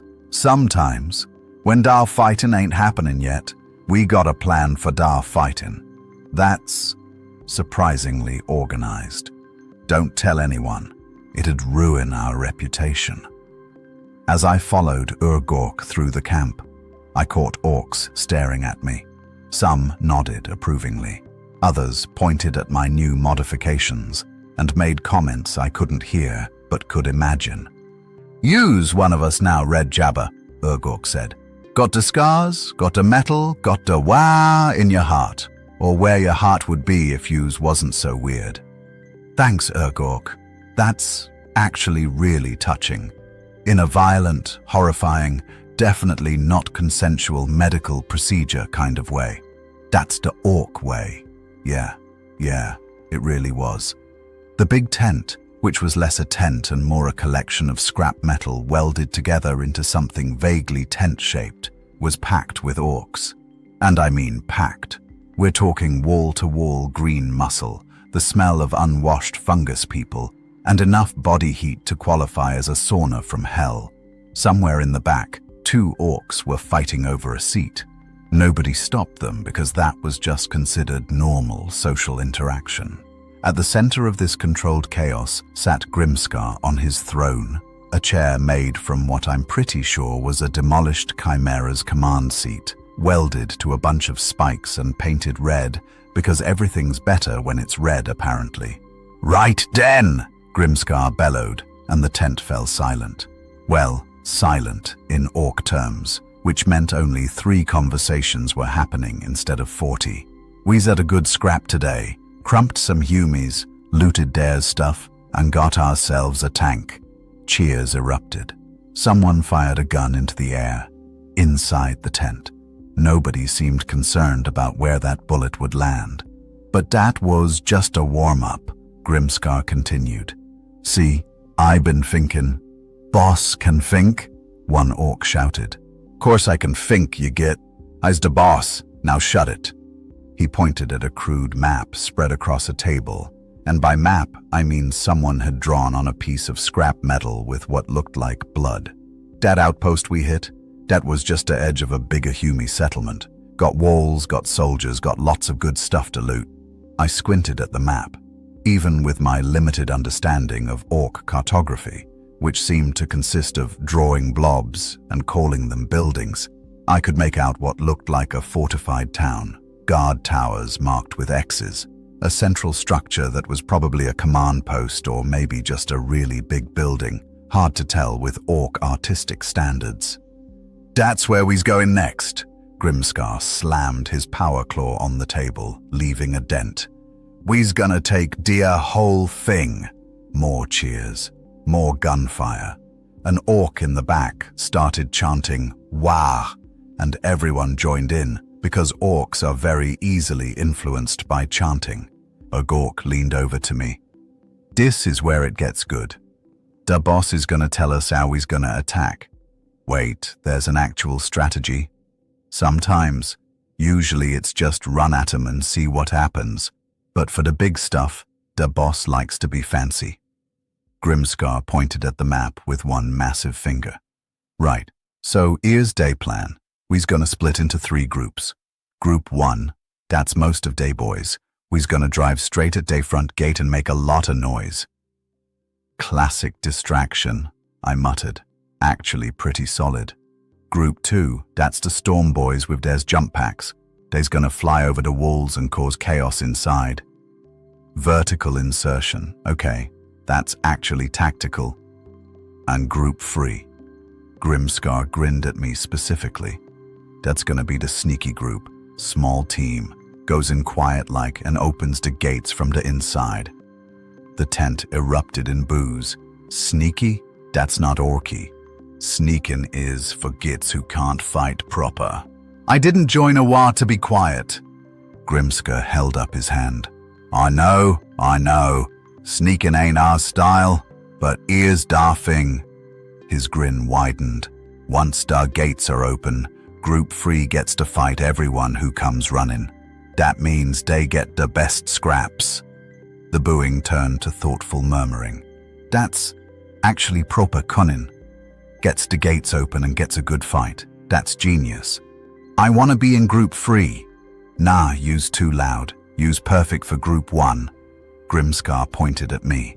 Red Jabber's gonna lead Group 3. I choked on air. I'm what now? You's gonna lead it. You small, you sneaky, and you's can't die. Perfect for the job. Boss, I appreciate the confidence, but I'm not a leader. I'm barely a follower. I'm more of a chaotic, neutral tag-along who makes things worse kind of guy. Exactly. That's what we need. He looked around the tent. Who wants to go with Red Jabber on the sneaky mission? Ork's hand shot up. I'll go, boss. Someone's got to make sure he don't get lost. A few other orcs volunteered. A mech boy named Sparkit, who wanted to see Dar inside of Hume security systems. A particularly quiet orc named Grimtooth, who apparently was good at sneaking, which was rare for orcs. And 3 others who just looked bored and wanted something different to do. Right, Grimscar said. That's your team, Red Jabber. 8 of you, small, cunning, and dead killy if anything goes wrong. When do we leave? I asked, resigning myself to this absolute disaster of a plan. Tomorrow at dawn. Orks attack at dawn. That's surprisingly conventional. Nah, we attack at dawn, 'cause that's when da humies are still waking up and ain't ready. Cunning, innit? You know what? It was cunning. Uncomfortably cunning. I was starting to realize that orcs, despite all appearances, weren't actually stupid. They were just differently intelligent. Like if you took conventional military wisdom, threw it in a blender with absolute confidence and fungal biology, you'd get orc tactics. The meeting dissolved into the usual orc chaos, fighting, drinking, arguing about who'd get to drive which vehicle tomorrow. I slipped outside, needing some air that didn't smell like 50 different species of body odor. The wasteland stretched out under an alien sky. 2 moons hung overhead. I hadn't noticed there were 2 before, casting everything in an eerie double shadow. In the distance, I could see fires from the town we were going to attack. Innocent people, probably. Families, kids, just trying to survive in this nightmare galaxy. You's thinking again, Ork said, appearing beside me like a green ninja. That's twice in one day. You's okay? Just processing stuff. We're about to attack a civilian target.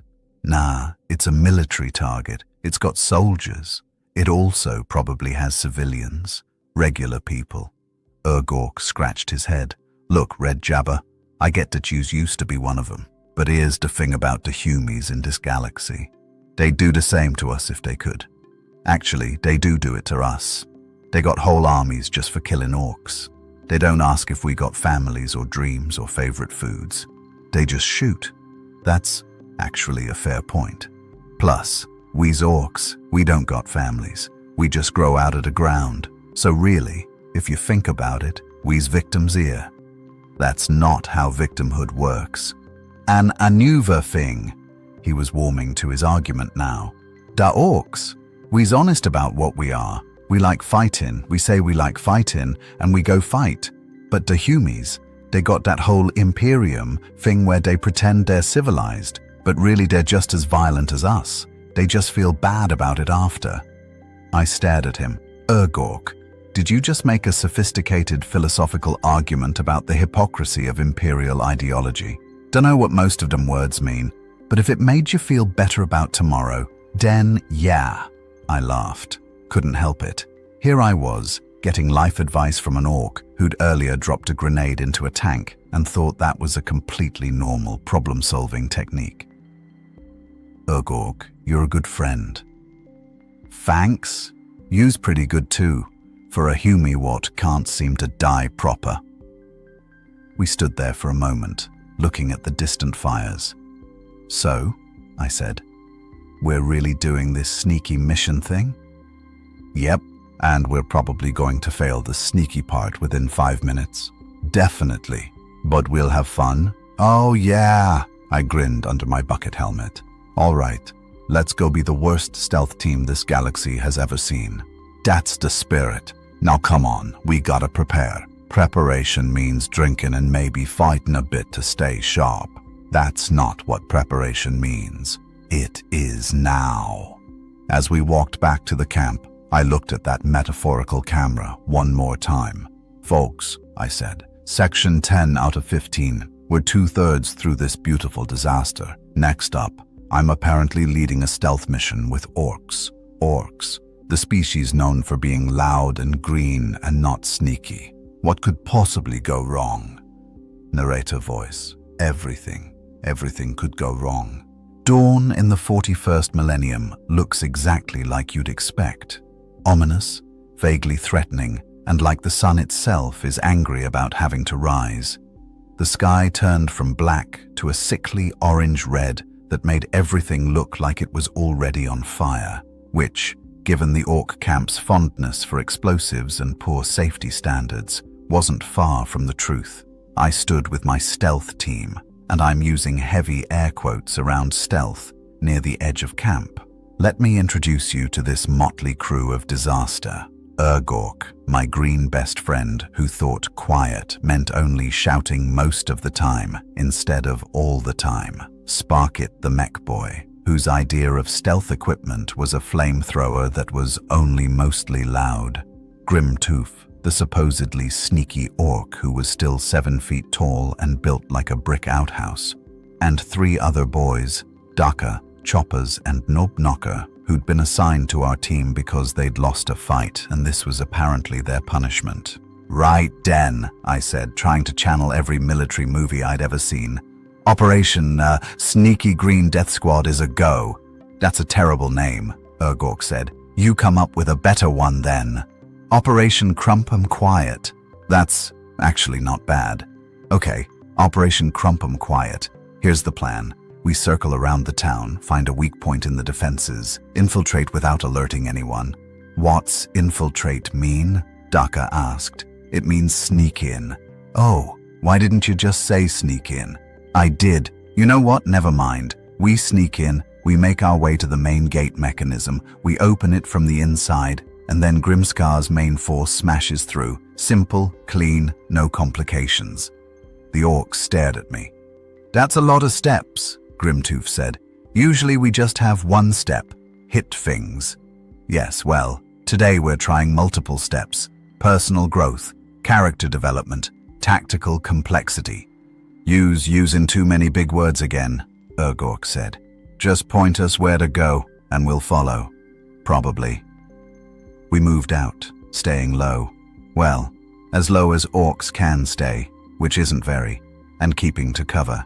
The wasteland provided plenty of rocks, dead trees, and suspicious craters to hide behind. In the distance, I could hear Grimskar's main force preparing. Engines revving, orcs shouting, someone testing their gun by firing it repeatedly, because apparently ammo conservation isn't an orc value. "They're gonna attack in about an hour," Grimtooth whispered, or what passed for whispering in orc terms, which was basically normal human talking volume. Dat means we gotta be in position before den. We approached the town from the east, where the walls were older and, according to Sparkgit's surprisingly detailed scouting report, less defended. The walls were plasteel and rockcrete, standard Imperial construction, about 30 feet high with guard towers every 100 yards.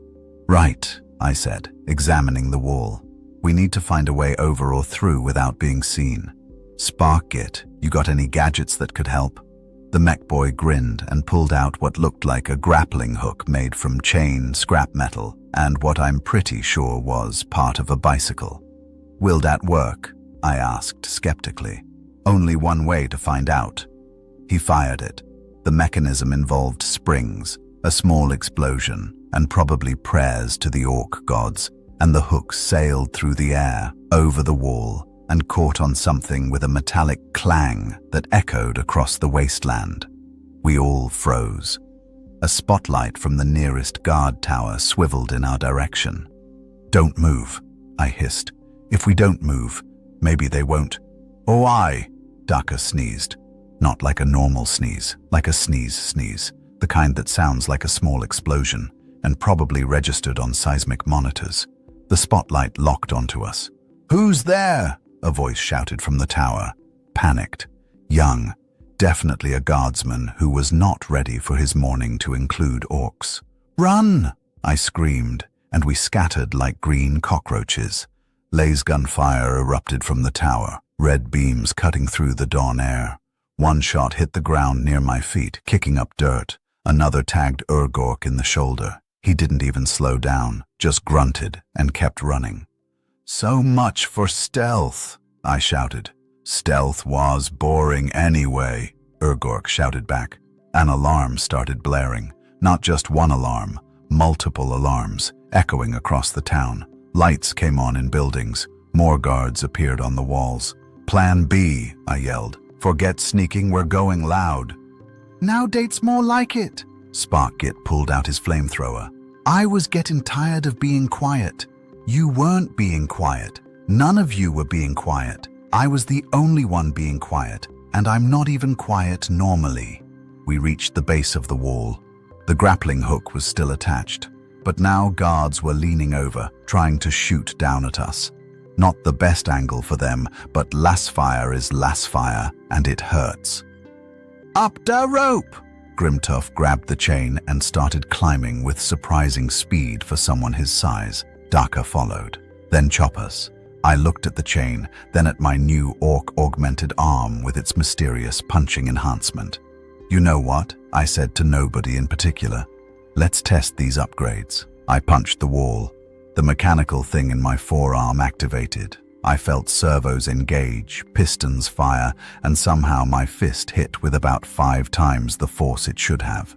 The wall didn't break, but it cracked. Chunks of rockcrete fell away. "Oh, that's brilliant," Sparkgit said. "Hit it again." I hit it again and again. Each punch sent cracks spiderwebbing through the Imperial construction. On the 4th hit, I broke through. My fist punched completely through the wall, creating a hole about the size of a basketball. "Keep going," Ork joined in, using his chopper to widen the hole. Sparkgit used his flamethrower to heat the rockcrete, making it brittle. Within 2 minutes, we'd created a hole big enough to crawl through. "That's not structurally possible," I said, climbing through. "That wall should have—" "Ork logic," Ork said cheerfully, following me. "If we believe we can break froth, we can." We emerged inside the town's perimeter. Streets stretched out before us, narrow Imperial Gothic architecture, lots of angles and shadows. Citizens were running, screaming, trying to get to shelters. Guardsmen were mobilizing, forming up into squads. And we were 8 orcs plus 1 orc-adjacent DEADPOOL, stuck behind enemy lines with no backup and an entire garrison about to descend on us. "So," I said, drawing my sluggers, "new plan. We fight our way to the gate, cause maximum chaos, and pray that Grimskar's attack starts soon." "That's more of a hope than a plan," Grimtooth observed. "It's all I've got." A squad of guardsmen rounded the corner, laser guns ready. Their sergeant saw us, His face went through about 5 different emotions in 2 seconds, and he screamed, "Xenos in the perimeter." "Wah!" my team bellowed, and we charged. The fight was brutal, close quarters, everything happening at once. I fired my sluggers, the recoil still trying to dislocate my shoulders, while dodging lasgun fire. Ork was in his element, his chopper singing through the air, turning cover into kindling. Sparkit's flamethrower turned a defensive position into a bonfire. We pushed forward, street by street, leaving chaos in our wake. And then I heard it, the most beautiful sound in the world, the distant roar of Ork engines. Grimskar's attack had begun. "Hold on, boys," I shouted. "Cavalry's coming." "What's a cavalry?" "It means help is coming." "Why didn't you just say dat?" We fought harder, pushed faster, and somewhere in the madness and violence and absolute insanity of it all, I was grinning like a maniac. You know that feeling when you're fighting for your life in a medieval-ish town in space while waiting for your Ork cavalry to arrive, and you realize you've completely lost track of what normal life even is anymore? No? Just me? Well, let me tell you, it's exhilarating and terrifying in equal measure, like riding a roller coaster that's also on fire and shooting at you. We'd carved a path of destruction through 3 streets, leaving behind burning buildings, scattered guardsmen, and at least one severely traumatized administratum clerk who'd made the mistake of trying to file a complaint about unlawful Xenos trespassing. Ork had politely explained that we didn't need permission, which the clerk seemed to find unsatisfying before fainting. "We's getting close," Grimtooth shouted, pointing ahead. Through the smoke and chaos, I could see it, the main gate. Massive doors of reinforced plasteel, probably 3 feet thick, with a control station built into the wall beside them. Between us and the gate, about 40 guardsmen in defensive positions, 2 heavy weapon teams with autocannons, and what appeared to be a sergeant who looked way too confident for someone facing 8 Orks and 1 immortal mercenary. "Defensive line," the sergeant bellowed. "Hold this position for the Emperor." "For DA boss," my Orks responded, and we charged because Subtlety had left this mission about 10 minutes ago and wasn't coming back. The autocannons opened up. Heavy rounds tore through the air, each one capable of punching through tank armor. One round hit Knobknocker. He went down hard, a massive hole in his chest. But he was an Ork, so he just looked down at the wound, said, "That's gonna slow me down a bit," and kept crawling forward while using his gun with his remaining functional arm.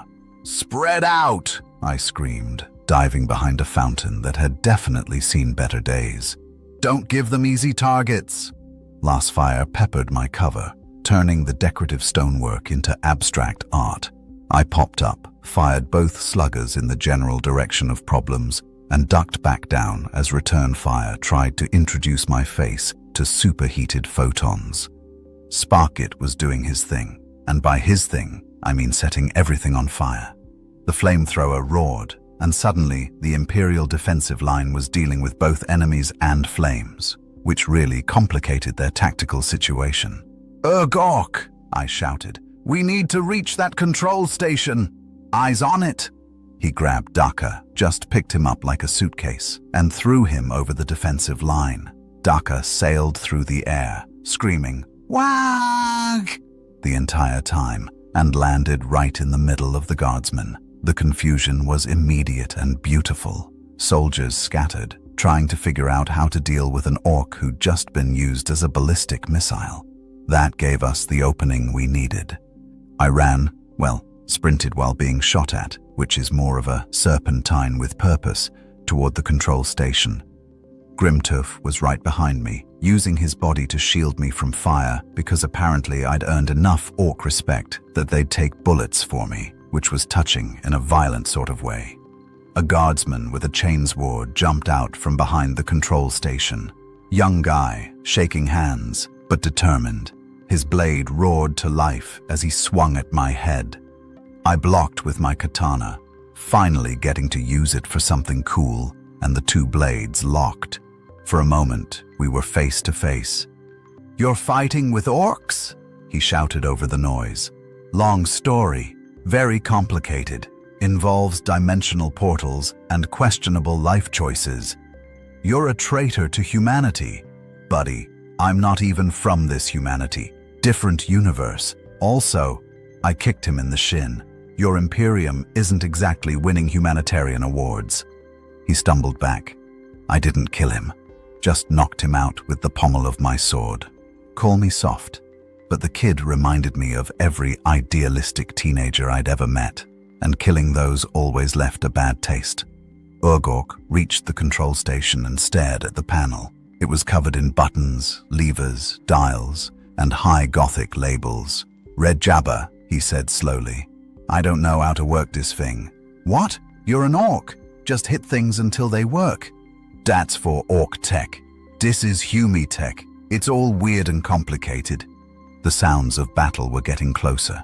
The main Ork force was definitely attacking now. I could hear the distinctive roar of Grimskar's Battlewagon, the screaming of Stormboy's jump packs, and the general cacophony that accompanies several thousand Orks asking, "What if we hit it with more violence?" I pushed WAAAGH aside and looked at the control panel. Okay, I could do this. I'd hot-wired cars, I'd hacked computer systems, I'd once programmed a VCR without reading the manual. This should be easy. Except it wasn't easy, because Imperial technology is designed by people who think user-friendly is heretical. There were at least 40 buttons, half of them unmarked, and a lever that had 3 settings: closed, open, and what appeared to be a skull symbol, which probably meant everyone dies. "Red Jabba!" Grimtooth shouted. "Whatever you're gonna do it fast. They're regrouping." I looked at the panel, looked at my Ork-augmented fist, looked back at the panel. Then I remembered the most important lesson I'd learned from the Orks. When in doubt, believe it'll work and hit it really hard. I punched the control panel. Sparks flew. Something inside made a sound like a dying animal. Several buttons exploded, which seemed excessive, but okay. The panel smoked, sparked, and then the gates groaned. They shuddered. And then, glory be, they started to open. "I am a genius," I screamed. "I am the greatest tech priest who ever lived." "Yous just punched it," WAAAGH observed. "It worked, didn't it?" The gates opened wider, until they were completely open, and through them poured the WAAAGH. Trucks, battlewagons, bikes, and Orks on foot. A green tide of violence and terrible driving. Grimskar's Battlewagon led the charge, the war boss standing on top like a conqueror, his power claw raised high.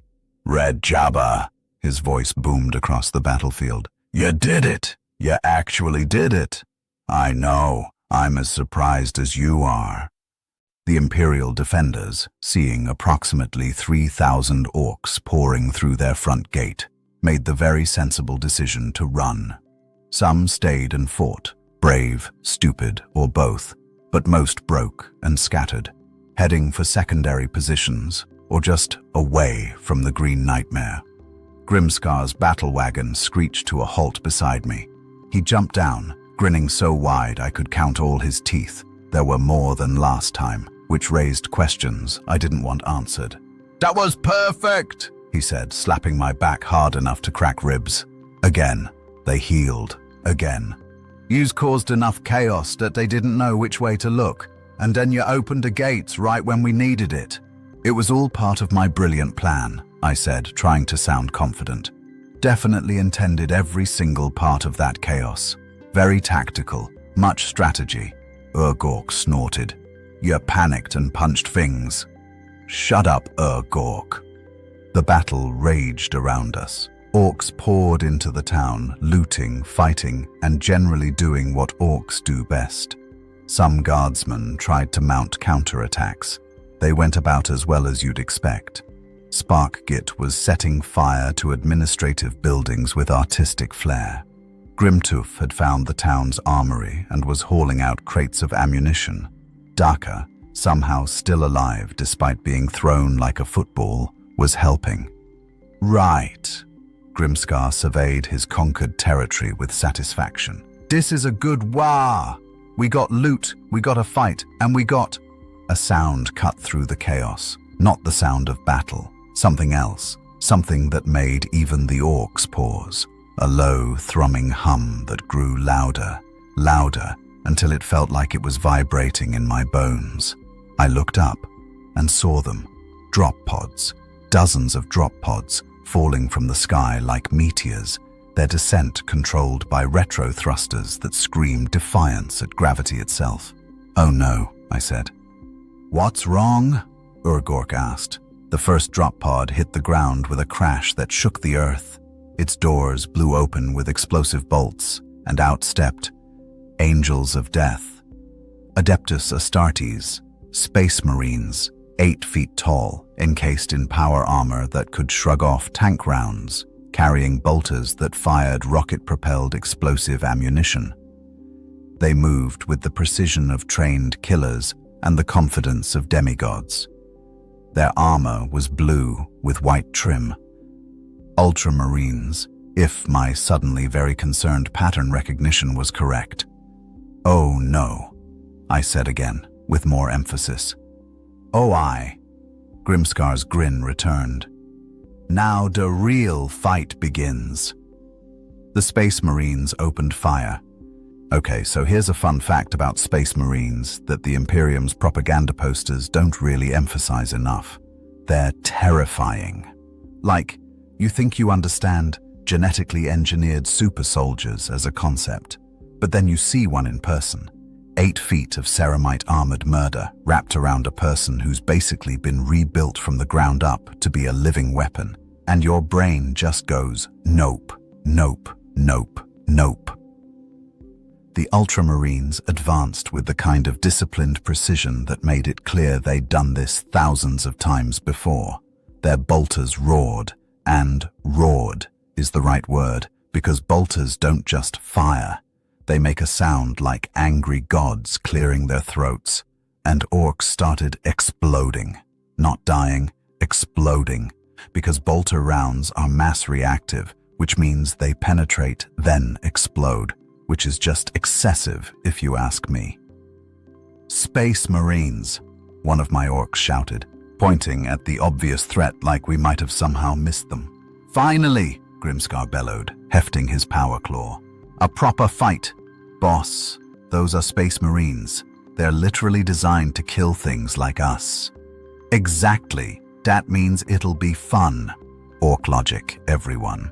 "It can kill us easily" translates to exciting recreational opportunity.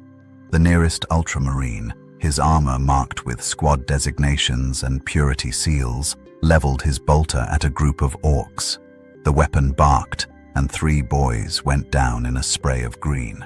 Another Marine drew a chainsword, because apparently regular swords aren't extra enough, and carved through an orc truck like it was made of tissue paper.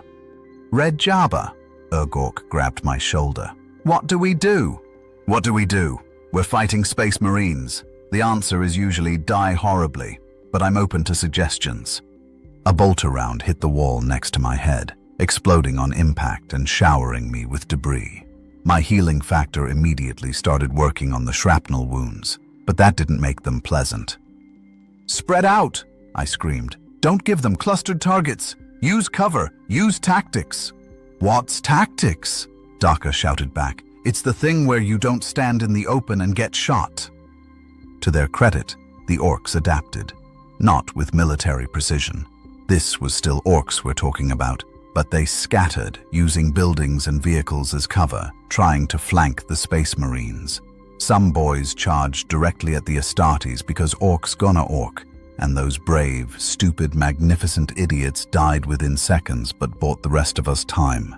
Grimscar engaged an Ultramarine directly, Power Claw versus Power Fist, 2 massive beings trying to crush each other. The war boss was strong, but the Space Marine was trained. They traded blows that would have liquefied normal humans, their weapons crackling with energy, neither giving ground. "Spark it!" I shouted. "Can that flamethrower hurt power armor?" "Dunno, let's find out!" The mech boy aimed at an approaching Space Marine and unleashed a gout of flame. The Marine didn't even slow down. He walked through the fire like it was a mild inconvenience, raised his bolter, and fired. Sparkgit's flamethrower exploded, because of course it did, launching the mech boy backward into a wall. "Okay, fire doesn't work." I updated my tactical assessment while diving behind a burning vehicle. An ultramarine spotted me. I could feel his gaze through his helmet lenses, and advanced with the inevitability of a glacier made of hatred. His armor was scarred from countless battles, decorated with squad markings and an ultramarine chapter symbol on his shoulder. This guy was a veteran. "Heretic," he said, his voice amplified by his helmet's vox grill. Deep, resonant, the kind of voice that expected obedience. "You fight alongside Xenos filth. You betray your species." "Okay, first of all," I shouted back, "different universe. I'm not from this humanity. Second, your Imperium is a dystopian nightmare that treats humans like expendable resources. And third," I fired both sluggers at him point blank. The rounds hit his armor and bounced off, just bounced, like I'd thrown pebbles at a tank. "Oh, that's not good." He swung his chainsword at my head. I ducked. The blade passed so close I felt the wind, and rolled between his legs. My new Ork-augmented punch mechanism activated as I came up behind him, and I hit the back of his knee joint with everything I had. The punch connected.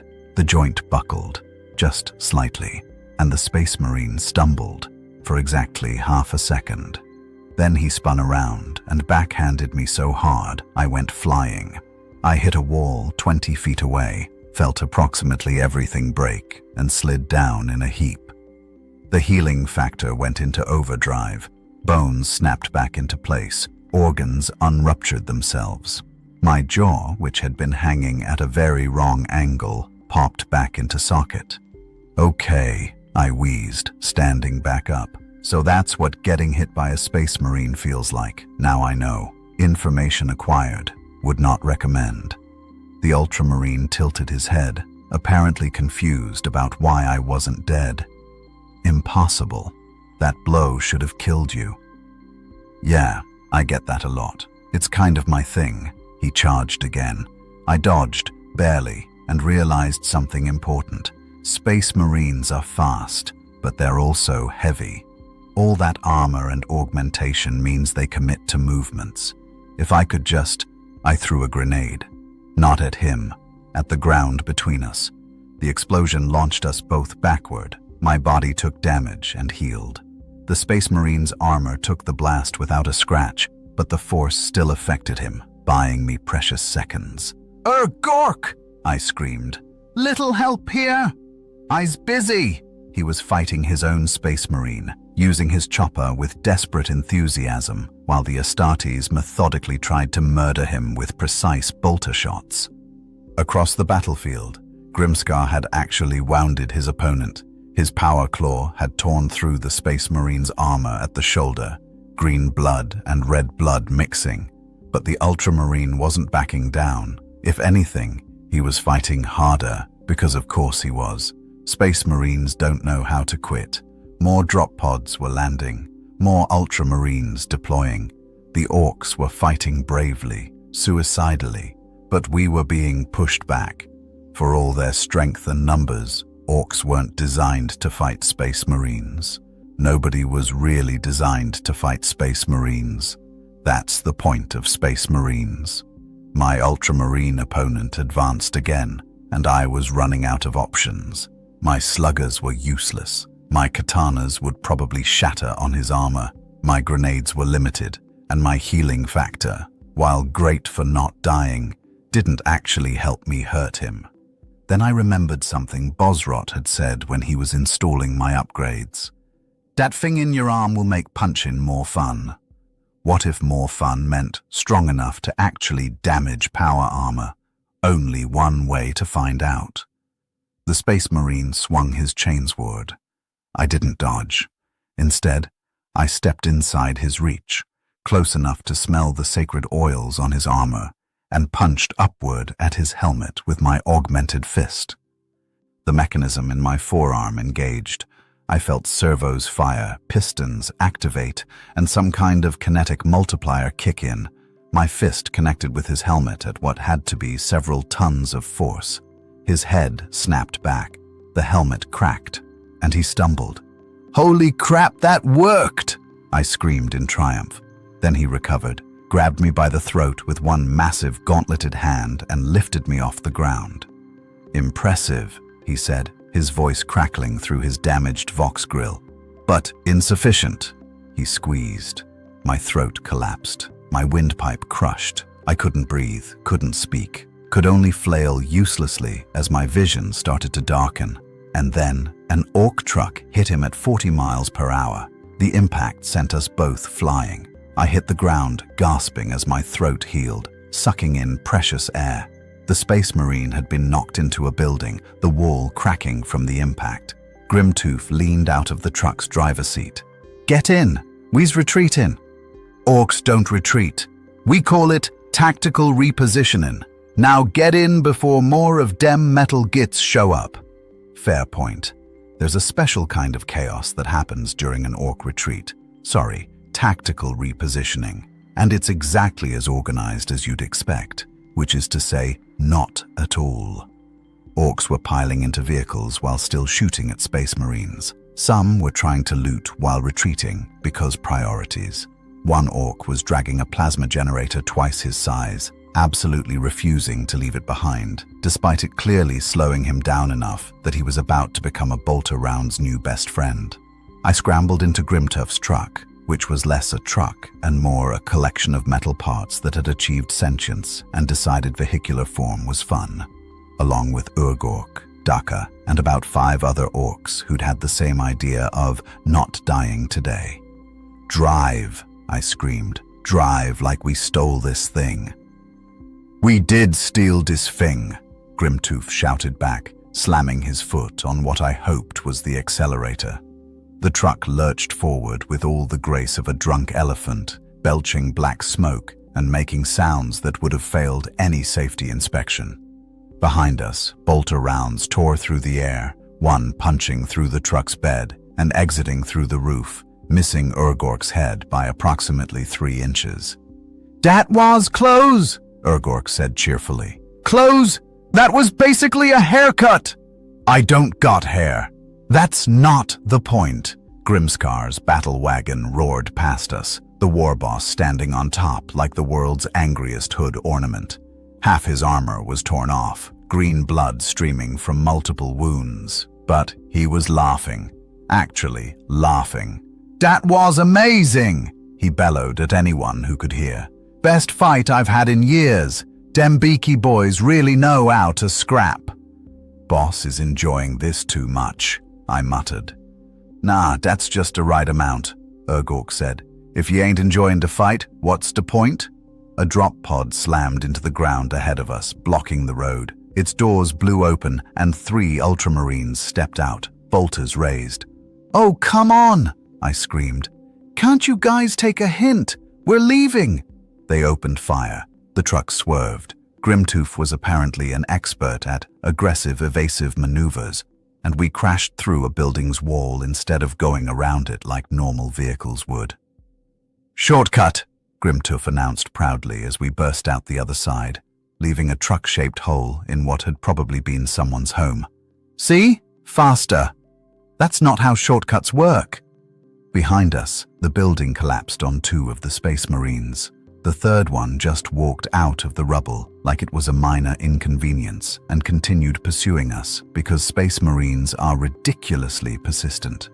Our convoy, and convoy is generous for this fleeing disaster, tore through the town's streets, smashing through barricades, running over defensive positions, and leaving a trail of destruction that would keep Imperial engineers employed for years.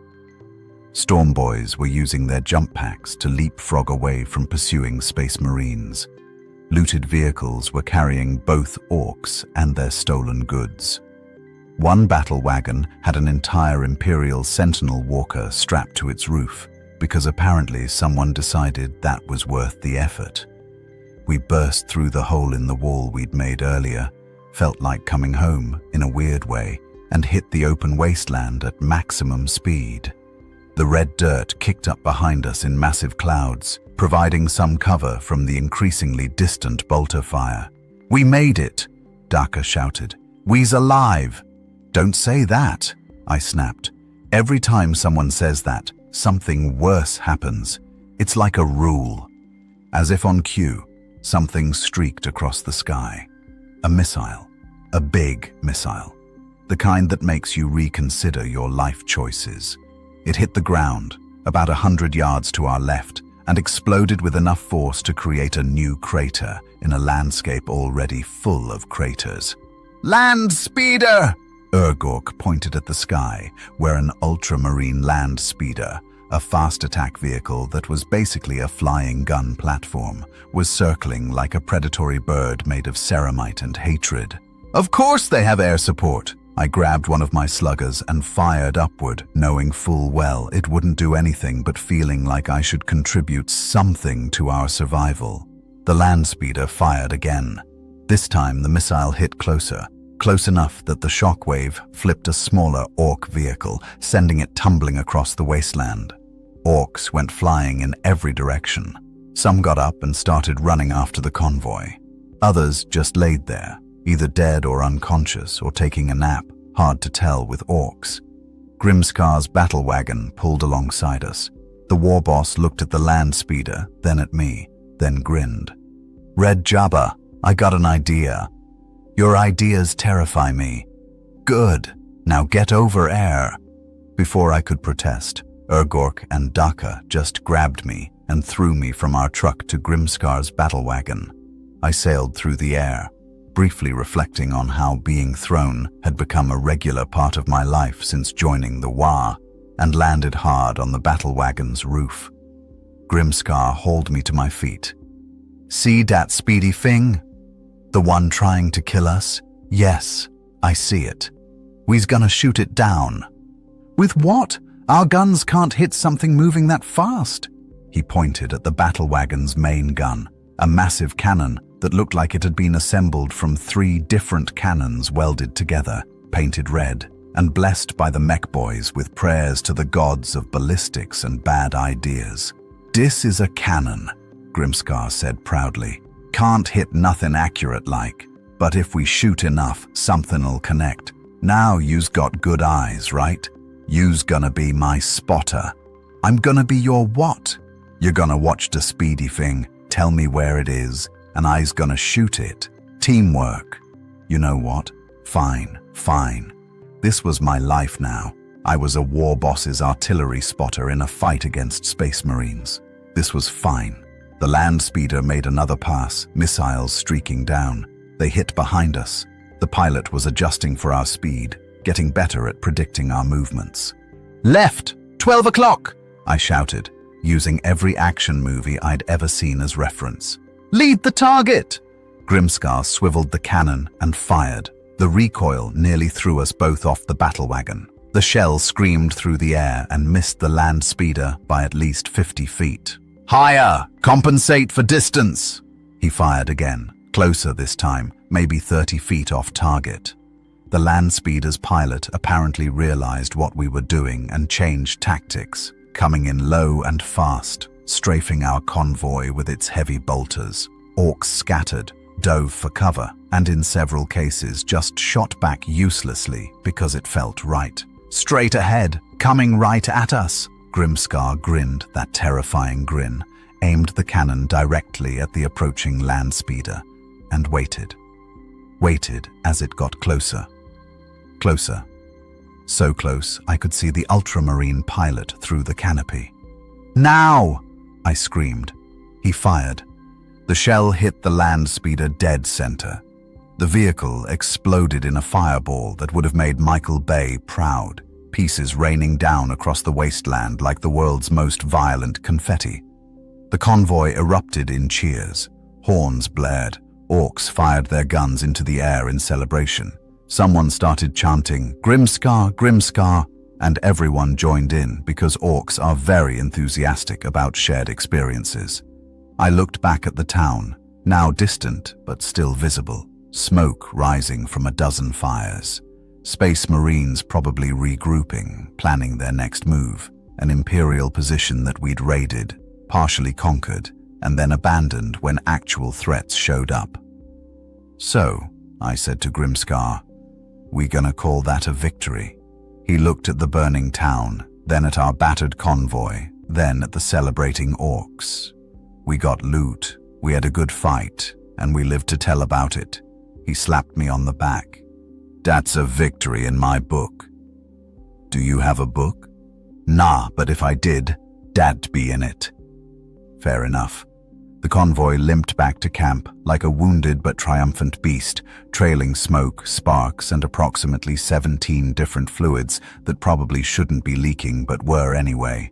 The sun, if you could call that angry red ball in the sky a sun, was setting, painting the wasteland in shades of crimson and gold that would have been beautiful if everything wasn't also covered in blood, scorch marks, and orc graffiti.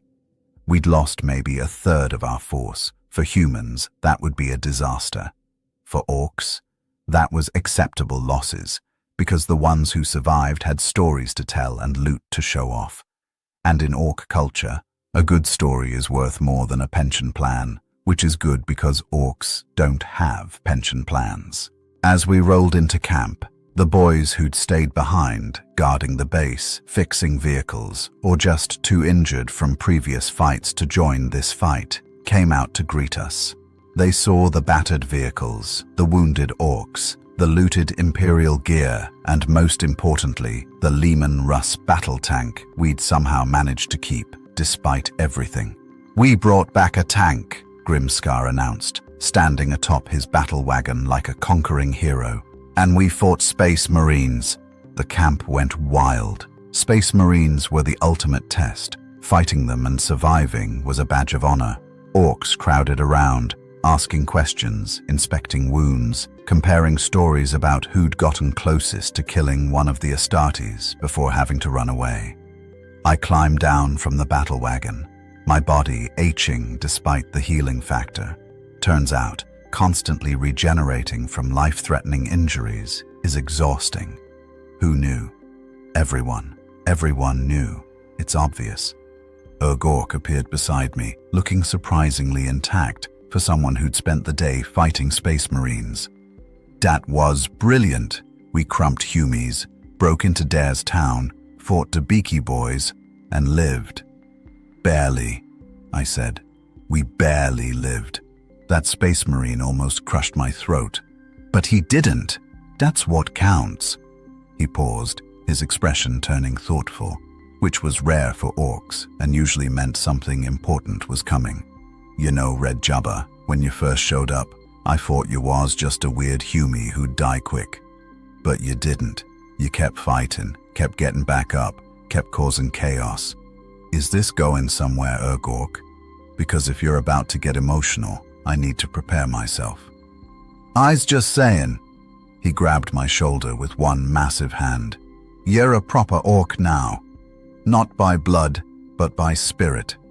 And that's what really counts." You know what? That got me. Right in the feels.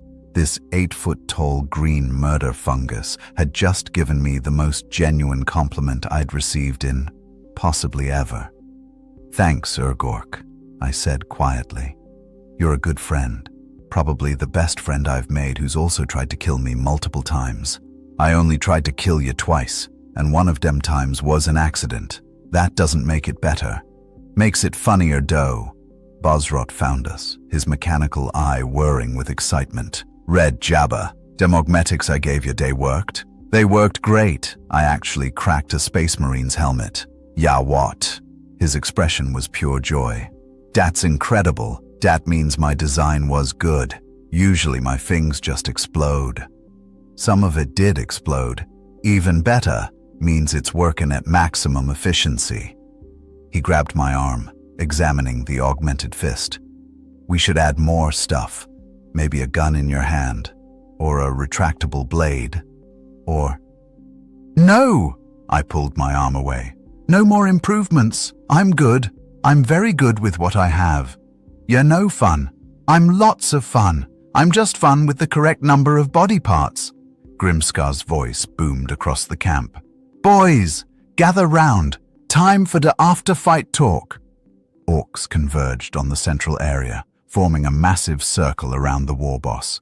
Even the injured ones crawled over, because missing an after-fight talk was apparently worse than bleeding out. Priorities. Grimskar stood on his throne chair thing, surveying his warband with obvious pride. His armor was a mess. His wounds were still healing. Orks heal fast, but not Deadpool fast. But his spirit was unbroken. "Today," he began, his voice carrying across the camp, "we fought good. We crumped Humies, took Dara's stuff, and when the Space Marines showed up, we didn't run away like scared grots." "We literally ran away," I muttered. "We tactically repositioned," Grimskar continued, glaring at me. "And that's different. We lived to fight a new day, which means we won." The Orks cheered, apparently satisfied with this logic. "But here's the best part," Grimskar's grin widened.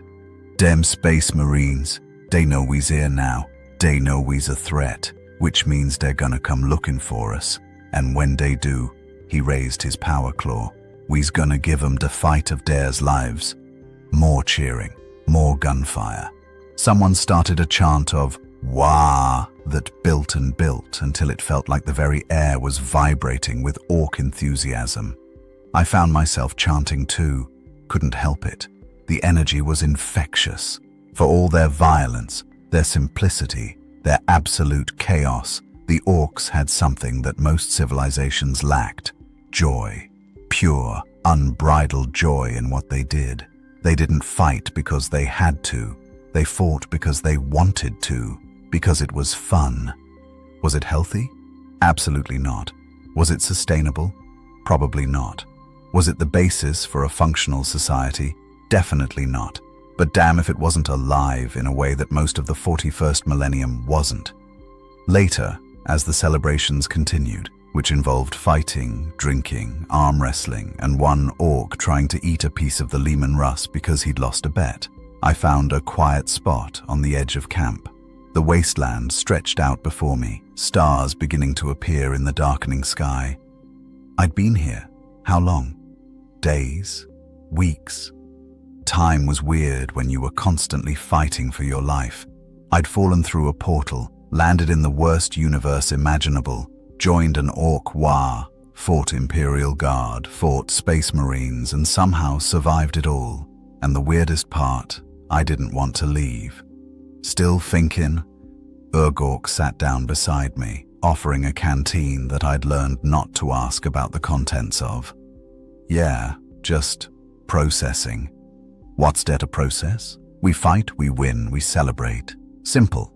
It is simple. That's what's weird. Back in my universe, back home, everything was complicated, morally grey. Every fight had consequences, collateral damage, innocent people caught in the crossfire. I took a sip from the canteen. It tasted like battery acid and regret, as always. But here, with you guys, it's clear. You fight because you like fighting.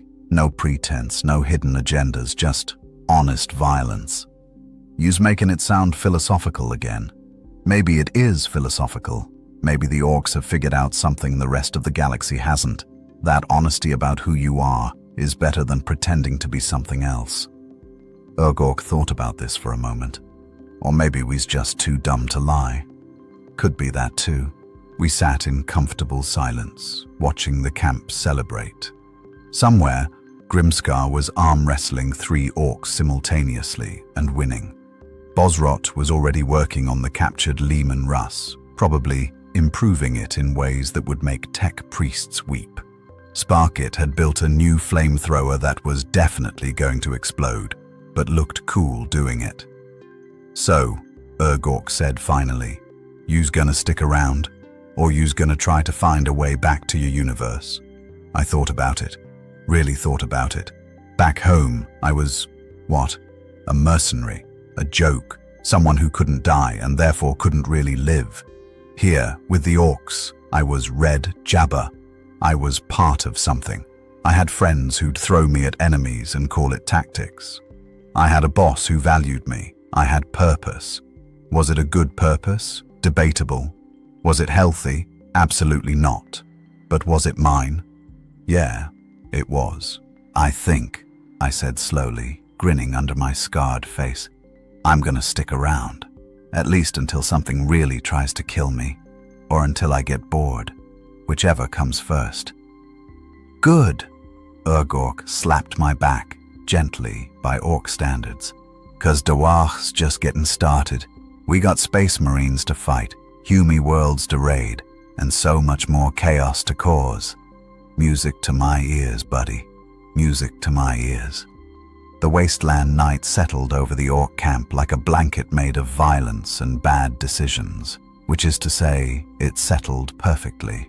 Fires burned in oil drums, casting flickering shadows across makeshift structures.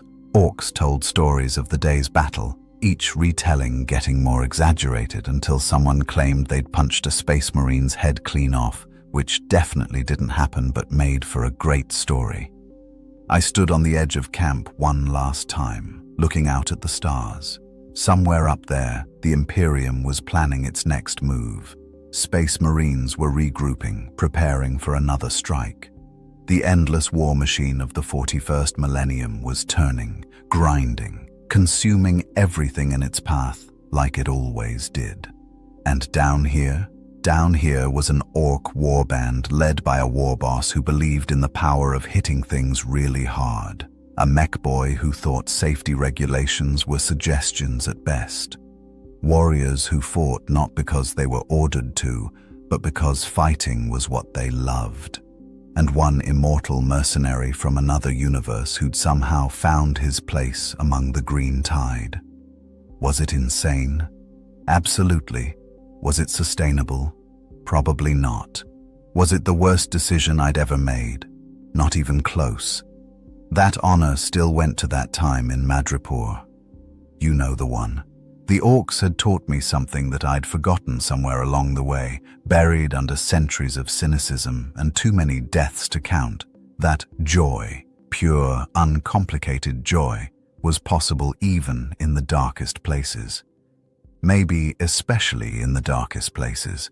The 41st Millennium was a nightmare of endless war, but the Orks had looked at that nightmare and said, yeah, but what if we enjoyed it?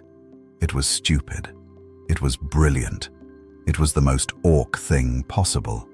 Grimdark approached, his massive frame casting a shadow that swallowed me whole. His wounds had mostly healed. Ork biology was ridiculous, and he'd already replaced his damaged armor plates with new ones scavenged from the day's loot. Use thinking again, he observed. It's a bad habit. I'm working on it. Good. Too much thinking makes you slow. He stood beside me, looking out at the same wasteland, seeing something I probably couldn't. Yous did good today, Red Jabba. Real good. Crumped gits, opened the gates, punched a space marine. That's the kind of stuff legends are made of.